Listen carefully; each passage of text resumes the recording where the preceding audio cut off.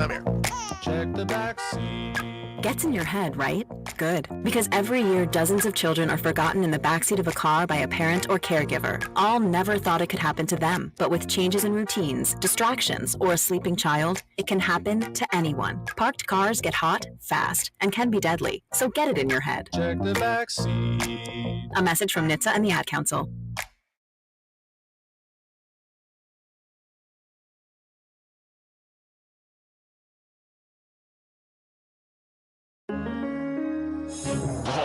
Crossover. Oh, killer crossover. Just crossover. It just crossed him over nastily. Another victim to the crossovers. Cross him up and sit him down. Time for the crossover, powered by Every Level Concrete Repair in Omaha. It's everlevelconcrete.com. Oh, how you doing? I'm, 4 hours, I really soothed myself. You know? Did you? Like, I just kind of... Oh, well, you're not supposed to do that in here. Well, like, I had a normal day, and then I kind of forgot about it for a little while. But you should have seen me before the show. I was, like, pacing, Did you have... Pacing already? Yeah. Wow. Are you someone, okay. Happer, who, like, has to go to the bathroom in the middle of the night? Do you ever wake up to go to the bathroom? I'd say occasionally, yeah. So do you ever have It'll that happen at some moment point. where you wake up, and this conversation is for the record, it's not about going to the bathroom. It's more about you're standing there, and then you suddenly remember. What was he doing? What is Nick doing? I was moving your hand because you're. They started touching hands, Yeah, and it's so okay. it got distracted. I was just trying to. I was But where you lightly remember the tapping. game, and then you start getting stressed, or you remember the game the night before, and then you get sad or happy. I woke up the day after the Illinois game, yeah. and I was in the bathroom, and I was like, Damn it! How'd they lose that? Yeah. basically that. I was Yeah. like, man, the next week of shows is gonna suck. And I thought that on Saturday morning after Yeah. the game on that The Friday. morning after is always a really sobering, especially after like a night game. Sobering pee. Yeah. Yeah, It really I can't say that I have sobering pee. Yeah. I don't really think when I go pee in the middle of the night. Pull question. Ooh, what do you think about Think in while the you night pee. pee? I don't Yeah. think I think about Specifically anything. the night pee. Yeah, I think about Yeah. stuff. I think about how I'm tired. Sometimes I think about show ideas, and then I'm like, should I open my phone and email myself or try to remember? No, I'm basically as good as like a zombie at that. The only time. thing I come up with ideas The sometimes. only thing I'm thinking about is I'm concentrating real hard on the sound because when you no longer hear it hitting the water, that means you're peeing on the floor. right? And I'm always worried about that because I don't know about you, but Feeling 22. the light stays off, 100%. Oh, Yeah, that And- pee could go anywhere. right? And Piss so boys. you're You using can have like a little whatever night light in the whatever bathroom like for a little light. We have one. like That's the the wife has her she's got like a fan that always is charging, right? So there's just a little bit of a fan? a fan Charging? Yeah, like a little fan that she uses in the bathroom, Okay. but it's on a chart. But it's like battery operated. Okay. But at night she'll plug it in to charge it, and there'd The be fan like is for the bathroom? yeah. She likes a little fan because Well- she's trying to women hot showers, hair, the whole thing. She's Oh, got interesting. just Okay. a little fan. It's just a Women. just a little fan. Okay. But anyway, it's got that little blue This isn't a light when normal it's thing, I don't charging, think. and that's just enough light Yeah, you're for me to operate. any it. source of light is enough. We have a nightlight in our bathroom, which is nice. Bathroom so we don't have nightlight? to. We don't have to flip on. Is it a Winnie the Pooh one? No. Is it? Sadly. When you guys go to bed, is it dark in your house? Completely dark in your house? Oh yeah. Not dark enough for me. Oh, I mean, how I it's, feel, but it's yes. fairly dark, but there I'd like there it is some darker. like I'm not talking about in the room that you sleep in. I'm talking about like in other places. No. Like there are not- lamps that remain on all the time. Like, Oh, really? Not No, for us. no. It's, We have it's a- dark. the little weather station that we have has a display that's out in Okay, the living room. that's and enough. and it casts a Our, little bit of light. We had family friends growing up. Whenever I'd stay over at their place, they would always keep the light above their sink on. Yeah, their that's living that's room. exactly Every the light that lights my house at night. Huh. It's like my parents do that. I believe they leave their kitchen light over the sink, just a very tiny baby light. There's I'll that leave- one, and then a lamp in the living room. It's on. Interesting. I don't have a night light in my bathroom, but No. if I have a friend or something over, I'll just leave the bathroom light on. Classic move. So that's usually enough to when I go to the bathroom in the middle of the night. Yeah. that will light the bathroom if I keep the door open. there you go. My bathroom at my apartment is completely enclosed, no windows or anything, so I have to turn on the light all the way to pee in the I thought middle you of the said you night. have a nightlight though. Not in my Nick lives in bathroom. jail. Not in your bathroom. No, Paige's bathroom. The Oh, Tigers, nightlight. Oh, you should get a nightlight for there too. these then. guys, man, They What's going on? can't They- lose, man. they, Let's go Tigers. they have nobody in their lineup. They don't even have half of their lineup should be a Toledo mud hen and hanging out in the offseason right now. And yet here they are with a 3-0 lead against the big bad Houston You got Astros. Kirk Gibson and Alan Trammell. What are you talking about? Yeah. They still have Maglio Ordonez, right? Ordonez? Exactly. That was a good hit. These guys are nobody. They're nobody. They have Tariq Skubal, and that's it. Man, I hear that guy's name all. Why do I hear his name? Because so he's going to win He's the really Cy Young. good, and he won the Okay. Triple Crown. Yeah, you guys man. never stop put him- saying this name. Well, because I told Josh, I said I think this guy's going to be really good, and then Josh bet on him to win the Cy Young, and he's going to win the Cy Young. What did he get odds? What kind of odds did he I get? thought you bet on him to win the Cy Young. I actually didn't bet on him to win Oh, the Cy I Young. remember you talking about that. I just thought that he would. What kind of odds did he get? I had to be pretty Odson, good. are you still watching? Probably What kind like of plus odds? 8 something. He commented a little bit. He said, "Kid needs the hallway light on." Yeah, no. Kid. I always hated that. Like growing up, because I've always been. I need it dark as hell. And my parents sometimes like they'd be getting ready or whatever, and the hallway light would be. Can you turn that off? I want to go to bed. I can see the light peeking underneath the door. Justin Henry Malloy. Like all of these guys, every single guy in their lineup has played at Werner Park this year. That's pretty cool. Like several You times. saw them. Yeah. Yes. All of One them. of your 100 jobs. Torkelson was sent down to triple. Torkelson. Spencer Torkelson. What man. are these names? These are great Torkelson, names. Scooble. These get Great familiar names. with it. These guys are going to be around for 2 more rounds of the playoffs. Pretend names. Oh, you think they're going that far? I huh? don't believe these names. These guys, they'll beat Cleveland. They're going to the ALCS. Really. I don't Do know. baseball Okay. players or college football players have the better names? Do baseball players or do college football players? I have mean, the there's better more college football Do we players. count, so the like, odds are that there's- 1919 baseball players. I mean, Oh, sure. those are some Why good not? names. then it's baseball. Yeah. Easily. But it's like I always think about the East West Bowl Key and Peele sketch, but then I hear baseball players also have a really good name. Not at that's the same vein, but not the same kind of name. Well, yeah, everybody now. Well, we're basically talking about white people and black people. White people are just named like Hudson now. Dan So Smith, it's not BYU. that cool. Is that anymore. a Yeah. Mike Schaefer comment? He did name his kid Hudson. Yeah. He does have a child named Hudson. That's Yeah. true. We should bring back Henry. I think Henry's a good name. Henry. I like Henry. People, there's some kids named Henry. I don't know if I ever have a kid and if I name it Henry, Don't do that, Nick. I don't think I'd ever call it Hank. Josh says that he got Skubal at plus 600 to win the Cy All right, Young. there you go. 6 Not to 1 bad. odds. That's Gotta like pretty 6 good. to 1. I'm kind of surprised that there's not a lot more Henrys or Hanks in my generation. That people would have named their kid after Henry Aaron, Hank Aaron. Hank Aaron. There's not. What a Hank. Yeah, I don't know very many Top 5 Henrys. Hanks. I'm trying to think of. Oh yeah, it's Mike- a short list. I'm Mike- just thinking in my generation because you know when his career was peaking was when the Gen Xers were born. Yeah. There's not a lot of Henrys My or Hanks that I can think of. My cousin's middle name is Henry. Maybe that was it.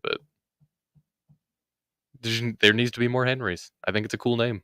That is surprising, John. How Not a many? lot- How not a lot of many? Hanks. How many Patricks are we going to have in this part of the world in Oh, the boy. next 10 to 15 years? Lots. Many. Yeah. Bobbies. Well, were there a lot of Tommies spelled IE in the 90s? No. What about Turner? Turner in the 80s? Not really. What about Amon? These would have been, No. I mean, we're talking about kids basically that would be our age. Yeah. Josh. Oh.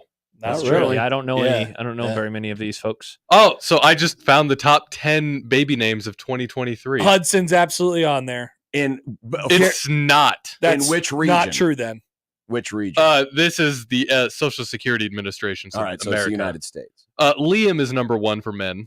I know a Liam. Noah, Oliver, James, Elijah, Mateo, Mateo? Elijah. Nick. It's Elijah. Theodore. So you're telling me that Mateo is more I know a popular than Theodore. Hudson? I know a Theo. Henry is 8th. Henry the 8th. Henry the Eighth. Apparently, people just now discovered. And then Hank it's Aaron. Lucas and William. I know for a men. Luke. My youngest brother's name is Luke. Mateo. Mateo. Luke. No, not more popular than Hudson. Every kid is named I've Hudson never heard of anyone named or Aiden. Mateo. and every other kid is named Jackson. Something with Or Aiden. Aiden. Aiden, Hayden, Caden, Maiden, Braden, Baden. Maiden. Yep. It's like the- How are those not on there? It's Quaden. like whatchamacallit from Targaryen. It's like how all the names are the Yeah. same thing. Yeah. That's what Aiden Daenerys is. Yes. and Bajerys. That's the one complaint I have Jerry. about House of the Dragon. I need to watch it with subtitles because that's the only way I can keep track of put a All name the to the names. face. A couple comments coming in about Hanks. Dan says, my son has a friend named Hank. He's 7. Okay. Mustache Adam, our son's name is Henry. We have 4 Henrys on all sides of my and my wife's Henry family. does seem to be like a family. We do not call him Hank. Yeah, I think Henry's cool, but Hank I don't like. I love Hank. Hank is a sounds great hard. Hank name. is awesome. I just think of Hank Hank is Hill. an awesome name. Hammer and Hank. I just think of Hank Hill. I tell you what. What's so bad about that? Hank Hill was awesome. Yeah. Hank Hill was awesome. I just don't want to name my kid after Hank Hill. Well, then say you named after a different Hank. Say you named after Hank Aaron, the home run leader. the You're a base- legitimate home run king. Yeah. The non-steroid home run Nick, king. you're a baseball now. I am a baseball. Would you like to hear the top 10 The Hall of female Fame home baby run names? king. Let me Yeah. guess. Aiden, Caden, Maiden. By the way, real quick, John wants to know Spaden. before Nick gets names. Casey is on 1180 today, right? Correct. Don't 1180 listen to that, John. Listen to us. Come on, bro. starts Or both at the same time. coverage begins in a half hour. Nice. You had Jake Eisenberg on today. Young Jake. Nice. I like Jake. All right, Nick, give us some names. Olivia was the top baby name of 2023. Olivia Newton-John. I was going to say Olivia Munn. Nice. Emma, Charlotte, Amelia, Sophia, Mia, Isabella, Ava, Evelyn, and Luna. Look at that. I didn't name my kid Luna? any of those names. Nice. Good Luna's job. What are we cool. landing on the moon? I'm surprised Evelyn has made a comeback in Is 2023. Evelyn back? Poll question. Folks. The woman who first lived in my dad's house and it was built in the 50s was named Evelyn. Was she murdered or something? No, she just died because Oh. she was old. R.I.P. R.I.P. to Evelyn. Tough. So what happens when you get old, Happer? yeah, Ugh, You die. it does happen. Yeah. I know. It's kind of crazy to think Yeah. about, isn't it? Think of all the death yesterday. It was a big day for death. Wow. Yeah. We did hit it the triple was. crown of death yesterday. We did? Yeah. Who was the third? Did you see the third I one? thought the third was Pete Rose. Who was well, the- who was the first? I thought there was a. You had Dikembe. You had Dikembe. Dikembe, Pete Rose, and who? I thought there was a third Jimmy one. Carter, still alive. 100 years alive. old. 100 Happy years old. birthday. Shout You're not, out. you're not counting Chris Christopherson, are you? That was 2 days That ago. was 2 days ago. Well, then we had the guy today from Coming to America. That guy, the Mr. McDowell from Coming to America. He died. Oh, really? That's him, James, right? what's no. That- Oh, I saw Michael tweet about this man. That's him, right? That's the guy. Is that, what's his, he was on Good I Times? don't know his Yes. name. Yeah, I I do don't not know. know. Oh, his I- name. James, what the heck?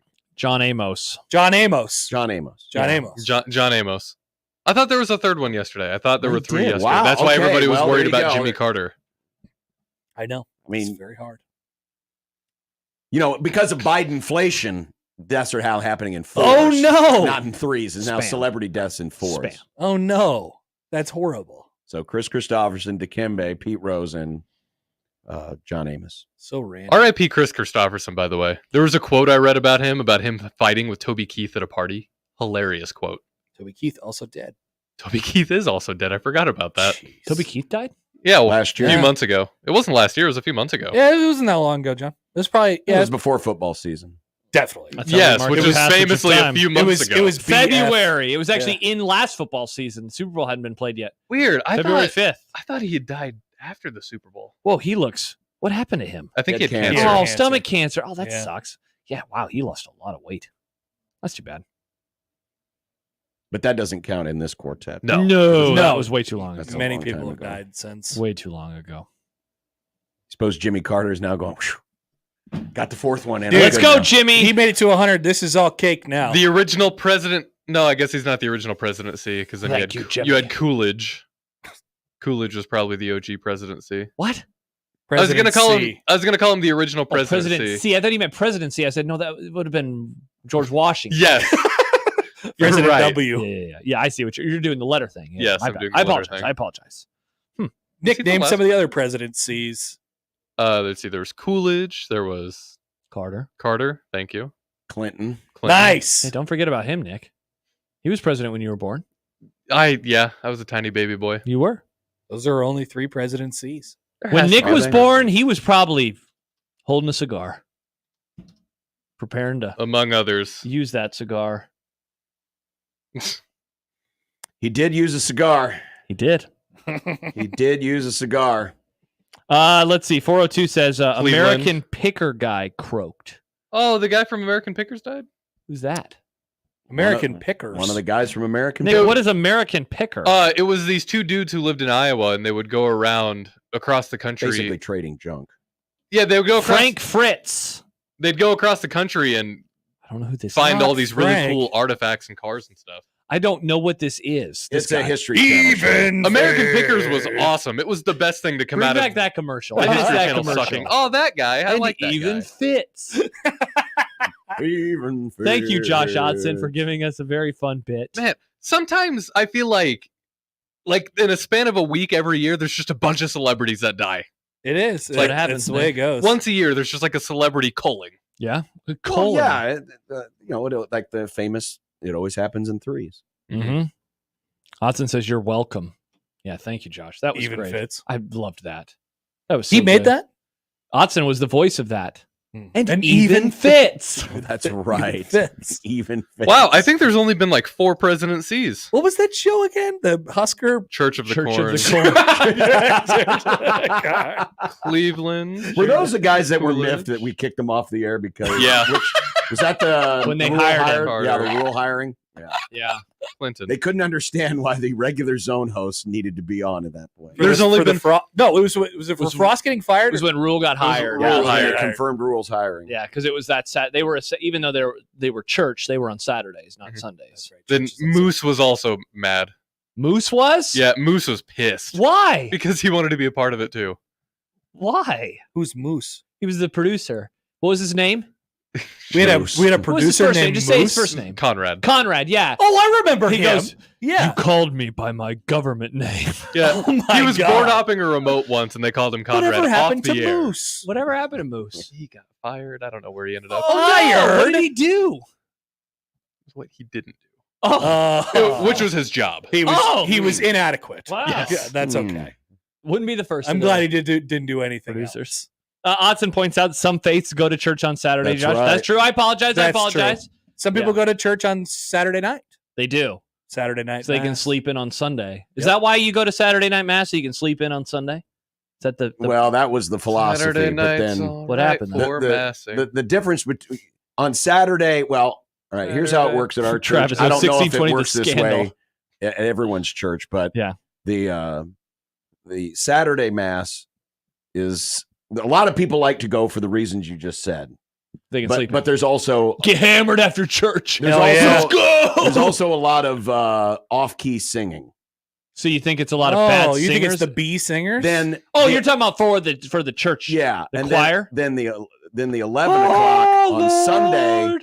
That's the one I call the Celine Dion Mass because that's the one where the music instructor at the school runs the choir and it's nonstop singing and it drives me insane. they sing everything. They sing everything. Yeah. And then the 8 And o'clock, the now 8 we a.m. on pray. Sunday, the 8 a.m. on Sunday, which of course is the earliest, but it's also the best because it's like straight mass. Ain't no singing.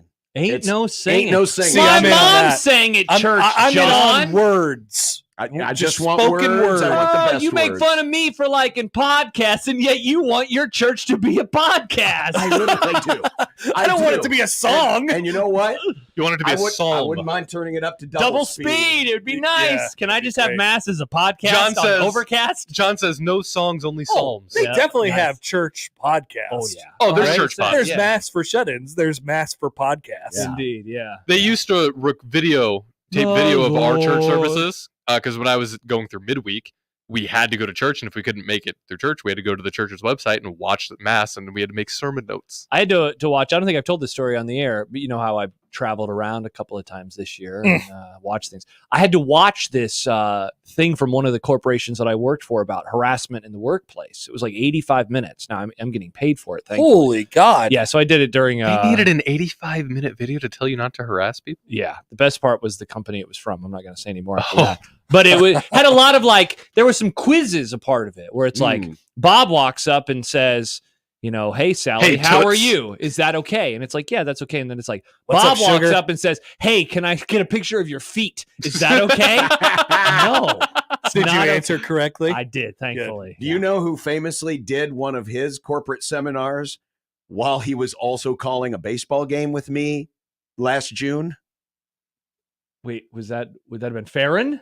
Yes, Our Tuesday guest. I forgot about that. That was amazing. Yes, he was multitasking. he I was did mine during the first multitasking. debate. Debate me. Yeah, I was like, he was very much paying attention to the seminar. Yeah. Great to see. wow. Great to see. I mean, he Wouldn't be the first he time was one of your running the partners video in the booth- background, but not listening to it, and then answering all the questions. That's what 'cause it's I- all that's what common I did. sense. The That's what I most did. annoying Hey, thing. can you grab Betsy's rear end on the way out the door? Yes or no? That's No. the annoying thing about these harassment videos is if you're a good person, then they're easy, and you shouldn't have to sit there for 85 I think even minutes. for bad people, they're easy. I think they know what to answer. They Oh, just don't follow. Yeah, because those if you're in a the bad person, it's not that you don't know the rules. Yeah. You just choose Yeah, to don't- break them. You know, like Jeffrey Dahmer knew what he was doing was wrong. Did he? but he was Oh, just he knew. Poll He question. knew. He was knew. just hungry. He knew. was just hungry. He knew. He was just hungry. I mean, why do you think he tried to hide it all that time? Yeah, remember the freezer? That's how you keep meat fresh, Josh. If you have hamburger in your freezer, am I going to suppose what accuse he you was of doing hiding was hamburger? quite practical. We do have some chicken in our freezer right now. You can't just leave meat out; it'll get gross. Drake DeGrassi has chimed in on the Oh, JTech oh, Instructions on Twitter feed. He's yes. of Church of the Corn. He was on or Church. was Church of Church. Hey, watch the Strays, man. Friendly fire. No. I was just saying. we were remember? reminiscing. We were reminiscing. Remember. Yeah. I remember. Good times. We did like a 3-hour show that day, if I remember right. We did. Why Was it- would we do that? Because I think we sold it, so we had to do 3 hours. Yes. Oh, that's right. Oh, that's right. Remember, we were actually planning. had it sold ahead of time Yep, because we knew it was coming. we were planning, John. Scott Frost fired. No. This was the Matt Rule hire. Well, but it was all part of the same universe. That was- Scott Frost fired. Matt Rule hired. We But did they have all of that. Oh, here it is. It was brought to you by Absolutely Fresh Seafood Market and Shop. There we That's go. right. Yeah. Wow, look So at they that. didn't- Hey, don't let that coach go stale. It'll reek. Look at that. They didn't announce that until was it the Sunday after the Iowa game? Oh, look at how Saturday. It was Saturday the after Saturday. the yeah. Iowa It was like Turn that 8 around in the again. morning, right? look at how nice the backgrounds are on all those videos, Oh, and how yeah, how great very, backgrounds. how very clean they are. Uh-huh. They make very nice video backdrops. That was when we didn't realize we could take out the studio cam for segments and have just a We have now realized this. 6.7 thousand views, 3 hours, 17 minutes, and 59 seconds. Good Hashtag God. monetize it. Wow, that was a lot. And that was on a college football Saturday. It was. Michigan Ohio State was going on like at Yeah, the- Michigan was about to run the ball down their throat. They were. And I was like, yeah, You go are blue. sick and disgusting. Yay, cheaters. No, we didn't know that they allegedly Oh, cheated we at that knew. time, John. We knew Dan Campen in his comments that came out during on the season. the thing from 2 years ago. Don't look so excited, Happer. You must have been an excited person about Matt Rule. I thought that was good. We all liked yeah. the hire. Yeah. Solid take. Wasn't blown away by it. It Now, was if we good. would have been told how much of a disaster special teams were a couple of years later, we might Great have said, call. "Are you sure this is the right hire?" What about Great- this? What about great this call. other guy? Great call. Do you know that 2 years from now they're going to have an issue snapping a football? Ah, Place Okay, so grade it now. I was always told that it was in between him and Mr. Fickle. Oh, wouldn't want Mr. F. No. So No. That's the grade he's getting right Mr. now. R, Oh, yeah. Mr. R better. Yeah. Much better. Dude, Much better. the Luke Fickle is their Bill Callahan take is just going to age splendidly. Yeah, splendidly. line. You see all these tweets from the former players? They are crapping all over this guy. Yeah. They're probably doing message board posts and blogs. If there were tweets in 05, oh man, can you imagine what Scott Frost would have said about Well, Bill he had a Callahan? blog. He He had did a have blog. He was of the Journal Star. Which is still out there somewhere. Uh-huh. It's on the internet. Yeah. Maybe I care too much. Maybe I care too much. You know, it's too bad Scott Frost from then wasn't talking to Scott Frost of Yeah. today. Why don't you- Maybe you should care a little more. Was Scott Frost a good writer? It was fine. It was a bit scatterbrained. Probably had Yeah. an editor. I didn't realize he He was a blogger. I did not know that. Yeah. It was like this He was thing. a blogger, but not a nonner. It was nice. I think it was 05. I think he did it the Yeah. second Bill Callahan year. Yeah. Wish those were still available on the internet. I believe. Oh they no, are. it is. It's out there. Really? I Oh, thought yeah. I had Like let me all of them? I have see. seen. Oh, I don't know. It but might be on hold Wayback Machine. Because that one is from if I remember right, the one that we just quoted is from the Kansas loss when they lost to Kansas for the first time since the 60s. Oh, That year. That's 40 correct. to 15. It That's was the bad. one. That's yeah, maybe the one. I care too much. The popular. And it was one. funny because after that, then they won out the rest of the year. If I remember, Yeah. I think that was their last loss of the season. do you think he thought it was because of him? It just inflated his ego. No, it was because they fired the Nebraska guy and Frank Solich, and they hired the NFL whiz kid and Bill Callahan. Mhm. That was what everybody said. Oh, screw that. Man, Remember What a Bill time. Callahan? he's still alive. Oh, I remember him. He got a victory last Oh, night this versus is- your He sure Dolphins, did. Nick. from He the sure did. Inside Nebraska message board. Read it. Someone Oh, it's a long one. Read it. Thanks. Scott's Thoughts by Scott's- Scott Frost. Scott's Scott's thoughts. Nice. Sometimes I think THOTS? that I care too much. There you go. Perfect. I was in Lawrence on Saturday. Hey, I was there too. You should have stopped by and said hi. Oh, And I saw our guys go down in defeat at the hands of a team that we had beaten every year for almost 4 decades. I can't tell you how hard it was to watch. Seeing Jayhawk fans yelling and jeering and storming the field made my stomach turn. Me too, Scott. Storming the field, getting in people's way, vandalizing. Terrible. wow. Now, in the wake of that loss, I've been hearing all sorts of opinions about what is going wrong and what should be changed. Some of them make some sense, and some are ridiculous. People everywhere I go are asking me for my views on the program. I certainly Sir, don't have many all of the people. answers. Sir, please. I certainly don't have all of the answers, but I can offer you some of my feelings as a former player who has bled, sweat, thrown up, Oh, wow. What is he, an been offensive lineman? criticized, been vindicated, and see, even then he was been criticized. You know, he can't not help. Hey, him bring remember that- Central Florida? Yeah, remember I got benched? I have concerns and a few problems with some of the things that have happened surrounding our beloved program. I have talked to a lot of other players, and they have the same concerns. I cannot speak for any of them or for anyone else, but I think people would like to know how ex-players feel. And I think that my opinions probably reflect most of those guys who have been part of Husker football. I speak for many. Wow. And then it goes on for like 10 pair. It's a long. Yeah, I read that. Here, I think I here's read the that last before line. he got fired. Here's the last line, or the last couple lines. We used to have the Taj Mahal of college football programs. Now it feels like someone took 40 tons of dynamite to our proud and noble masterpiece and built a 3-bedroom ranch in its place. I'm not saying all of these things to be malicious or overly critical of anyone, but when it comes to a state institution, people have the right to be judgmental. I just want to share my opinions with all the Husker fans out there who care much about the program as I do. Nebraska fans now Love reading Scott. that.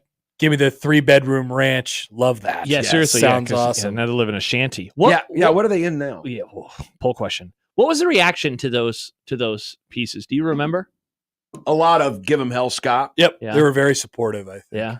A lot of What a that. time that would have been to be on the radio. Wow. Ah, Wow. to be Kevin and Bob. It No. was Kevin and Michael. Kevin and Kevin and Michael. Michael. Yeah.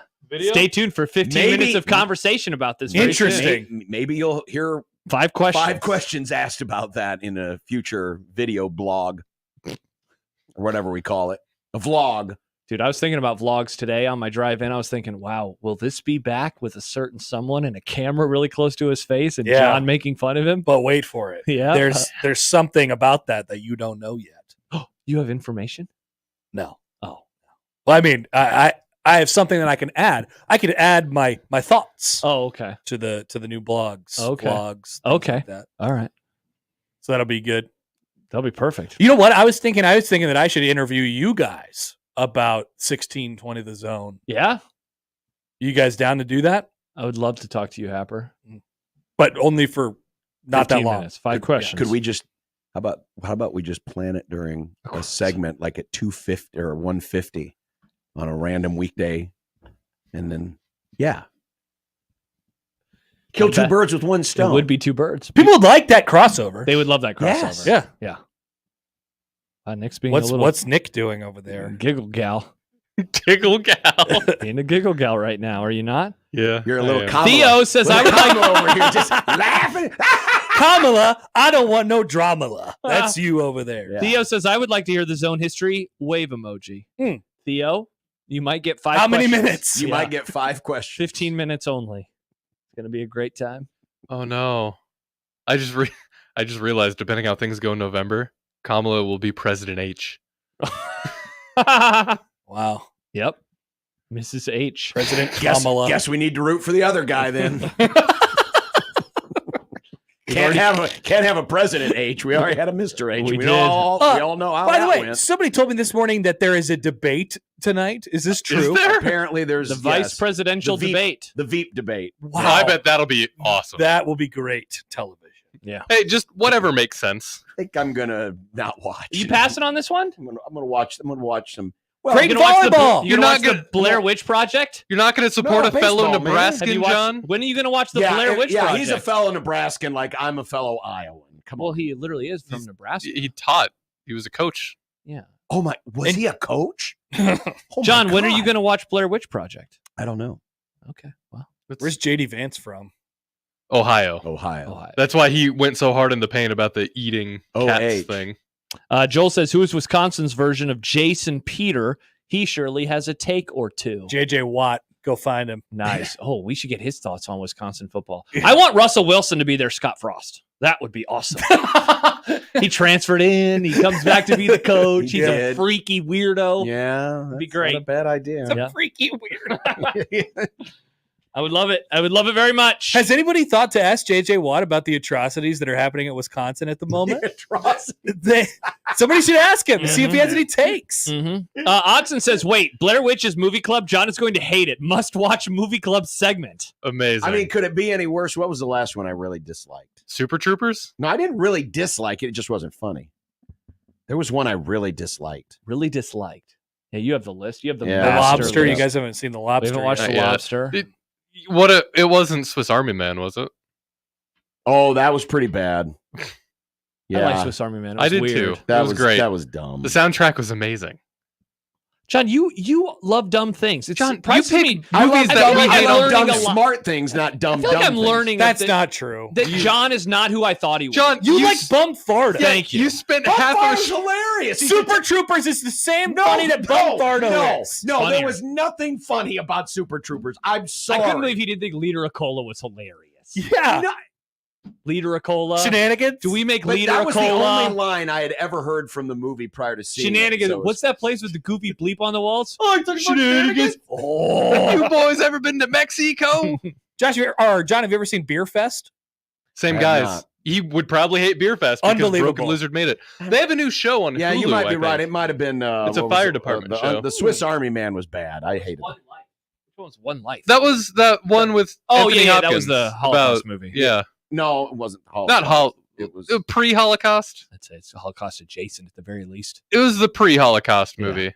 but yeah. The refugee movie. I don't know if you're gonna hate. I don't know if you're gonna hate Blair Witch. I have no don't know idea. your thoughts on horror movies though. I don't think you like them very much, right? He picks horror movies all the time for a movie club. But he picks like Halloween 3. Yeah, the slashers. Yeah. Well, he I doesn't- only picked those because they were brand new and they were out, and so I thought, well, we should. John do a loves the brand new top 10 on any movie service. one. That is not true. One Life wasn't a top 10. Yeah, but you like top 10 or your wife recommends it. Those are What's your wrong picks. with listening to the wife every now and then? Nothing. She recommended one of my favorites. Don't you tell me what to watch in the movies. Turkey pot pie. She recommended one of my favorite ones, the one about the Mahershala Ali. I don't remember the name of that movie. We did that. Remember that one? It was like something was going on in the world, and they were at that house in the woods. Oh, that one. That yeah. was good. I liked that was a movie. good one. Nick didn't like it, if I remember. No, I like that movie. Oh, okay. I thought you didn't like that one. No. So yeah, I think I haven't seen Blair Witch in years. I've never seen I'm it. intrigued. Never seen it. You should The watch rewatchables this Blair week, Witch. Happer. Watch Blair Witch. Yeah. And you guys are doing it on the movie club, and it's the rewatchables? Yeah. Yeah, it's only an 80-minute movie, isn't it? Interesting. Super short. Yeah. Yeah. Yeah. You should 80 watch minutes? We should invite Bill Simmons onto the I pod. might have 80 minutes. There you go. Well, the Royals are playing today. You're not watching the debate tonight. Watch it during the debate. Creighton volleyball, baby. Wow, you are always doing things. I feel like I'm busy, and then you're like, see, but you go to places. I just go talking to my microphone at home. Yeah, I do that too. Doing that tonight. Talking to a guy who lives in St. Louis. John will be watching the Creighton volleyball. Yeah. Well, that's on, and you got baseball too. So I got a lot, and I have to walk the dog. Dog hasn't been walked in 2 days. No room for debate for I John. got the dog. So it'll be some listening to Just sports. listen to the debate. Oh, that's great. Yeah. No, I'd rather like the 60s. They should figure out how to do picture-in-picture but for audio. See, this is the best time of year because I can listen to all these different MLB team broadcasts of playoff. Oh, I love that is listening to the great. local broadcasters, except for a certain broadcaster. I don't like listening to them.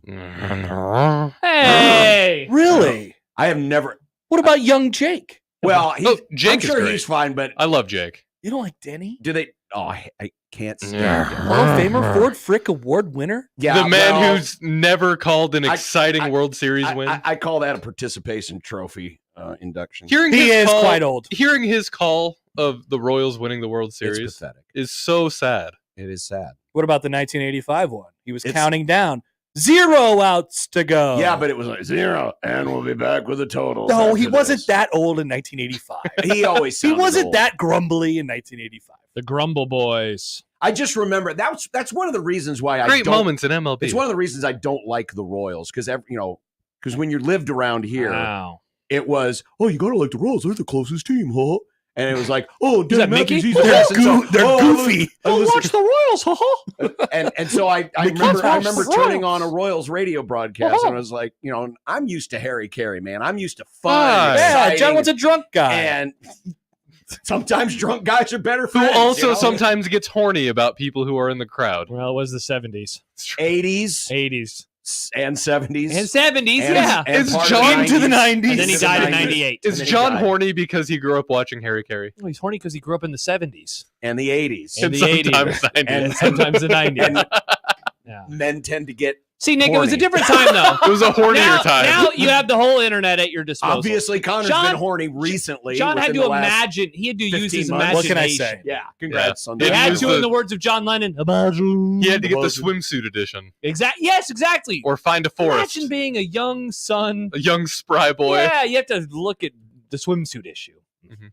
Yeah, the young boys of today don't have to deal with that issue. No. Because I don't even think they make it anymore. Having an iPod when I was 13 was an revolutionary. iPod. An Wow. iPod. Wow. It was a touch third gen. It was before they put the cameras in. You guys are going to lose your non-horny show plaque. Yeah, let's go to break before we turn into the morning show. All right. Well, Okay. good luck keeping your wits about you tonight. Yeah, I'm gonna go find a room and just hunker down. Okay, I was worried where that was going. People keep making that joke. There's nothing funny about it. Do you need someone to text you later? Just like a No, I hey, don't you want- good? You need some I water? wish that the Verizon outage was today, so no one could contact. Oh, there's a me. Verizon outage? Yesterday. Oh, Oh, you don't want to get Jimmy Allen? I don't want to get contacted. I'm gonna watch the game Oh, okay. live. Remember that comment on his Facebook page? I do. Don't spoil the game. Yeah. That was awesome. All right. We'll be back. Bye, on Haber. 1620 The Zone.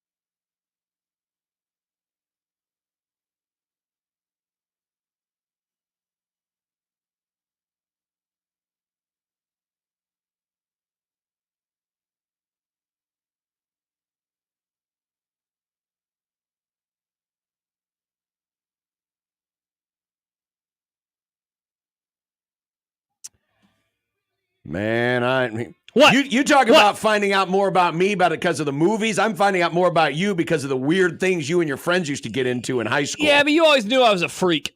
You're just like getting unfunnier by the day. I'm very It's funny. sad. Very Unsportsmanlike conduct on 1620 The Zone. Husker Athletics, Creighton, and yes, UNO. Well, I laugh ironically at Blair Witch. Oh, yeah, definitely. Yeah. I mean, there were a lot of memes that were made out of this movie. Was there? Yeah, I guess I don't want to spoil anything. So, Yeah, don't but spoil anything. There were some memes. You There were don't some have- memes that were made out of that. I remember this movie used to be in a lot of pop culture when I was growing up, but then at some point it got phased out. So now I'm back to not. I mean, I knowing remember anything. when it came out and how like it was out of nowhere, and people were just like, Well, because people thought it was real. They thought it was actual I do know found that. footage of. It's the same thing as Paranormal Activity. "Really?" I remember those. They thought it movies. was real. They thought it was, and you'll see why. Like, so you don't Okay. know like anything about this. No. Okay, so I don't want to say anymore. But yes, people thought that this actually happened, Oh, okay. and that like people that died. so they thought it was a documentary. Yes, Was it?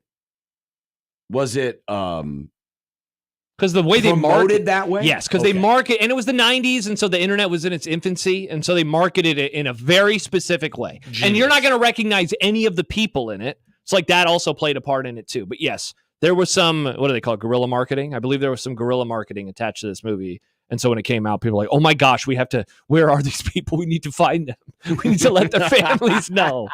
So yeah, I'm looking forward to talking about it with Kent on Friday, mainly because I want to know what he remembers about that time period, just given that it was so crazy, so Okay. wild and wacky. Well, that'll be Friday. That'll be Friday. That's Friday's We're show. skipping ahead, Yeah. Mr. Fast Forward Josh over here. No, Always likes to fast forward through it's things. October. At the end of this month, the sun is going to be setting basically when we leave the office. I'm not excited for that.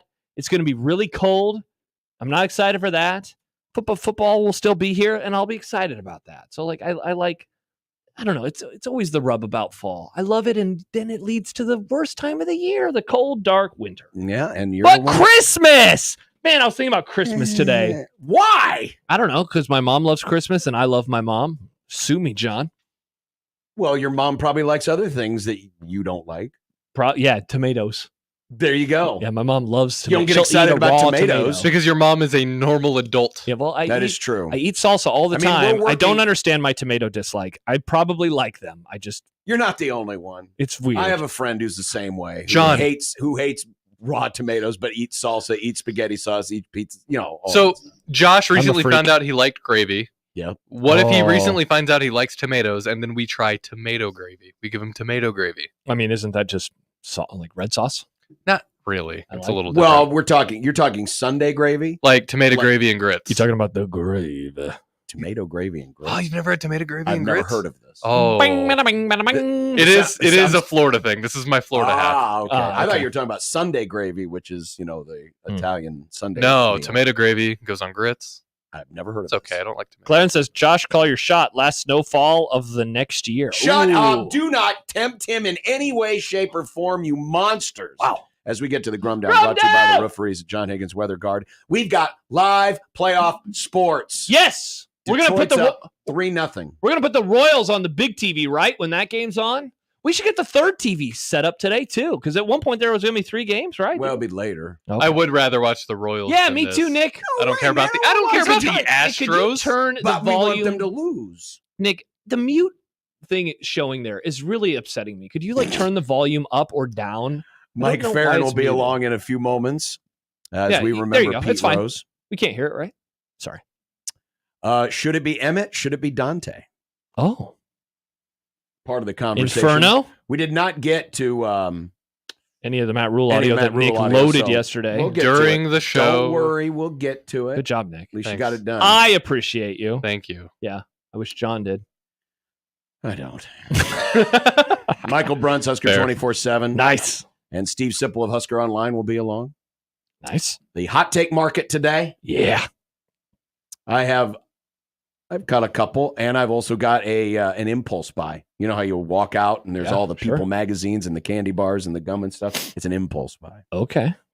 NFL top and bottom fives This is the first of many that we'll do this year. We're going to have big disagreements on this. Yeah, see, John always knows my thoughts because I have to send it to him for the graphic. Well, And so now he knows what I'm thinking. Check it out during the break. You can scan. No, it's fun. I like not knowing. It's okay.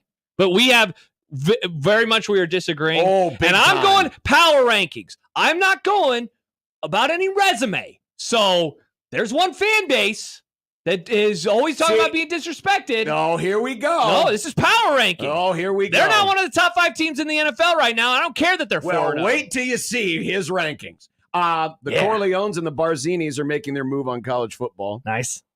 And Purdy greater than Mahomes? What? Well, that would fit into my power rankings. Spoilers. 402-951-1620. That's the 42 Degrees The Source hotline by your mom's house. Your mom's house. Also, you can hit us up on the Equitable Bank inbox, John at 1620thezone.com, Josh at 1620thezone.com. What's at going on with Equitable, this we graphic? take banking personally. Answer the phone on the first string. Okay. Also, the J Tech Construction's own Twitter page at USC 1620. The Rutgers. This is the Rutgers game promotion. I'm calling it a poster, but it's their social media. I know what you mean. Yeah. Their social media post, and it's promoting. Hey, we're going to Nebraska and playing, and of course, guess where the football player is emerging from? Yeah, and I bet you love this crap because you always love this crap. Well, now you finally want to be anti this. No, I'm not going to be good anti side, this. John. Here's my question for you. Yeah. If the roles were reversed and Nebraska's going there. Yeah. And Nebraska's social media put out a post of maybe it's like a ordering giant Sbarro. Maybe I'm it's- walking here. Maybe it's like a Zio's, giant the best pizza in Dylan New York. Raiola kind of looming over the skyline of New York City. Yeah. Do people in New York get triggered by that? I bet Rutgers fans do because that's not where they're at. It should be Dylan sitting down with Tony Soprano to eat some onion rings. That's what it should be. All right, well, Or gabagool. just here's my point. What?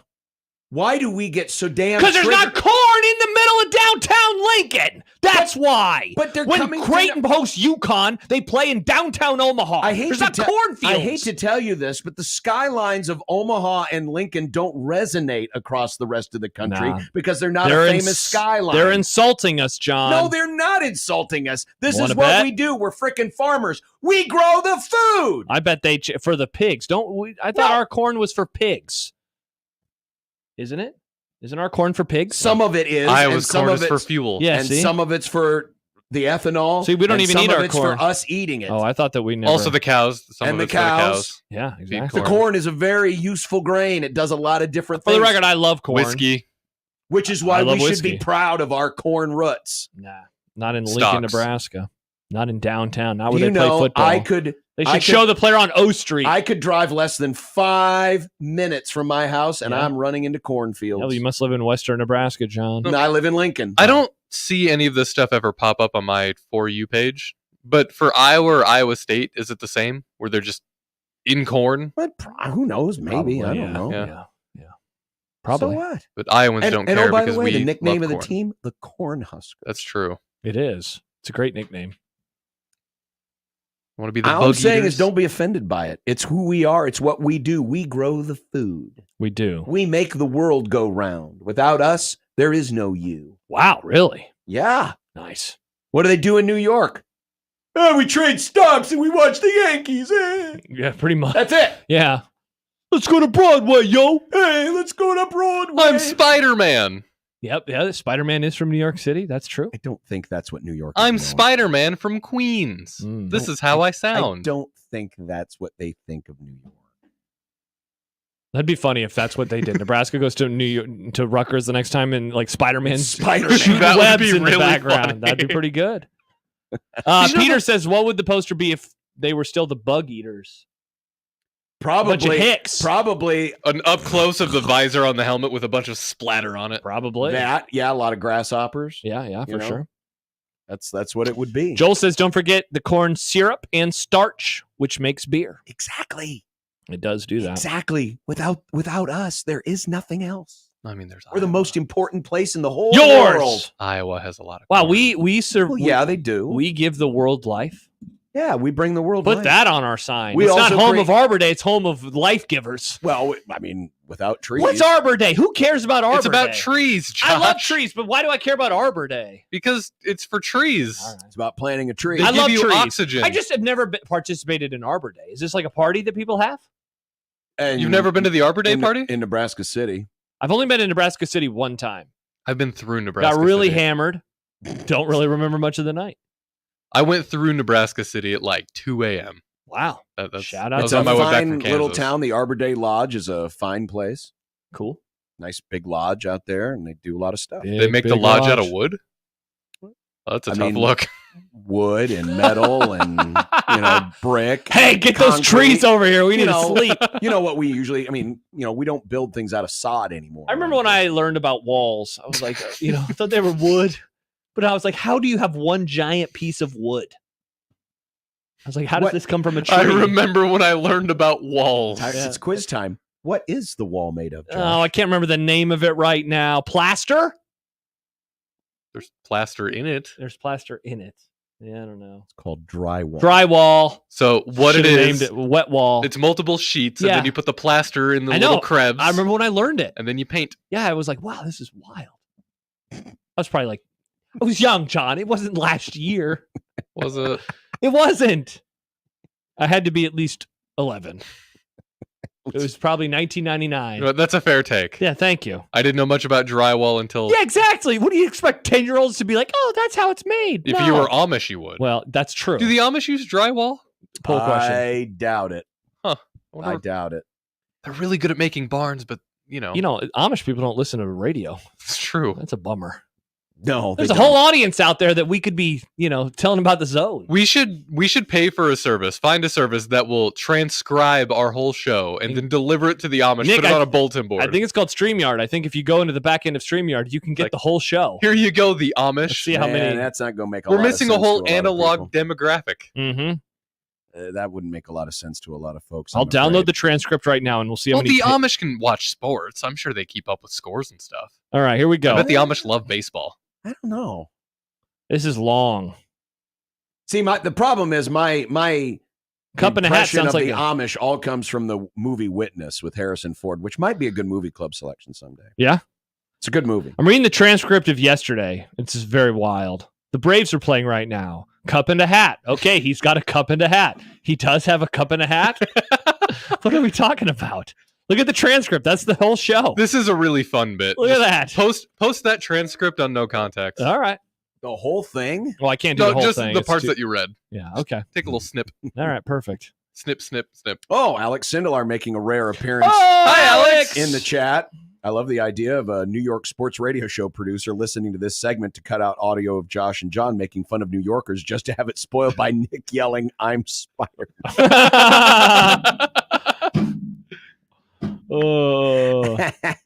Spider-Man doesn't talk like he's from Queens. Make it make sense. Who cares? Nick Because he's does. from Queens, John. Nick does. The Mets are his favorite baseball team. He doesn't talk like a Mets fan. That's why I never liked Spider-Man. That's not why. Mets fan. Yuck. You don't like Spider-Man? He's a Mets fan. Spider-Man Now is I the don't. best superhero. No. Spider-Man is the best superhero. Superman would kick his ass. Did you know Superman sucks. Did you know Superman sucks because he's good at everything, which is what I wanted. Exactly. Superhero. I wanted to be good at everything, except for staying away from rare rocks from his planet. Nice. Did you know that until recently the word superhero was trademarked by Marvel and DC? No. Which is why in movies people would always be like supers. No, I did Yeah. not know that. Oh, I had wow. no idea. It Interesting. recently expired. All right. Well, when we come back, Baseball. Is it still too early to tell? we'll find out from Mike Farron. And yes, remembering Pete Rose. Pete Rose. We also have to say RIP to one of the legendary sports radio summer topics of all time. Oh, yeah. Should he be in the Hall of Fame? Exactly. Yeah. Next on 1620 The Zone.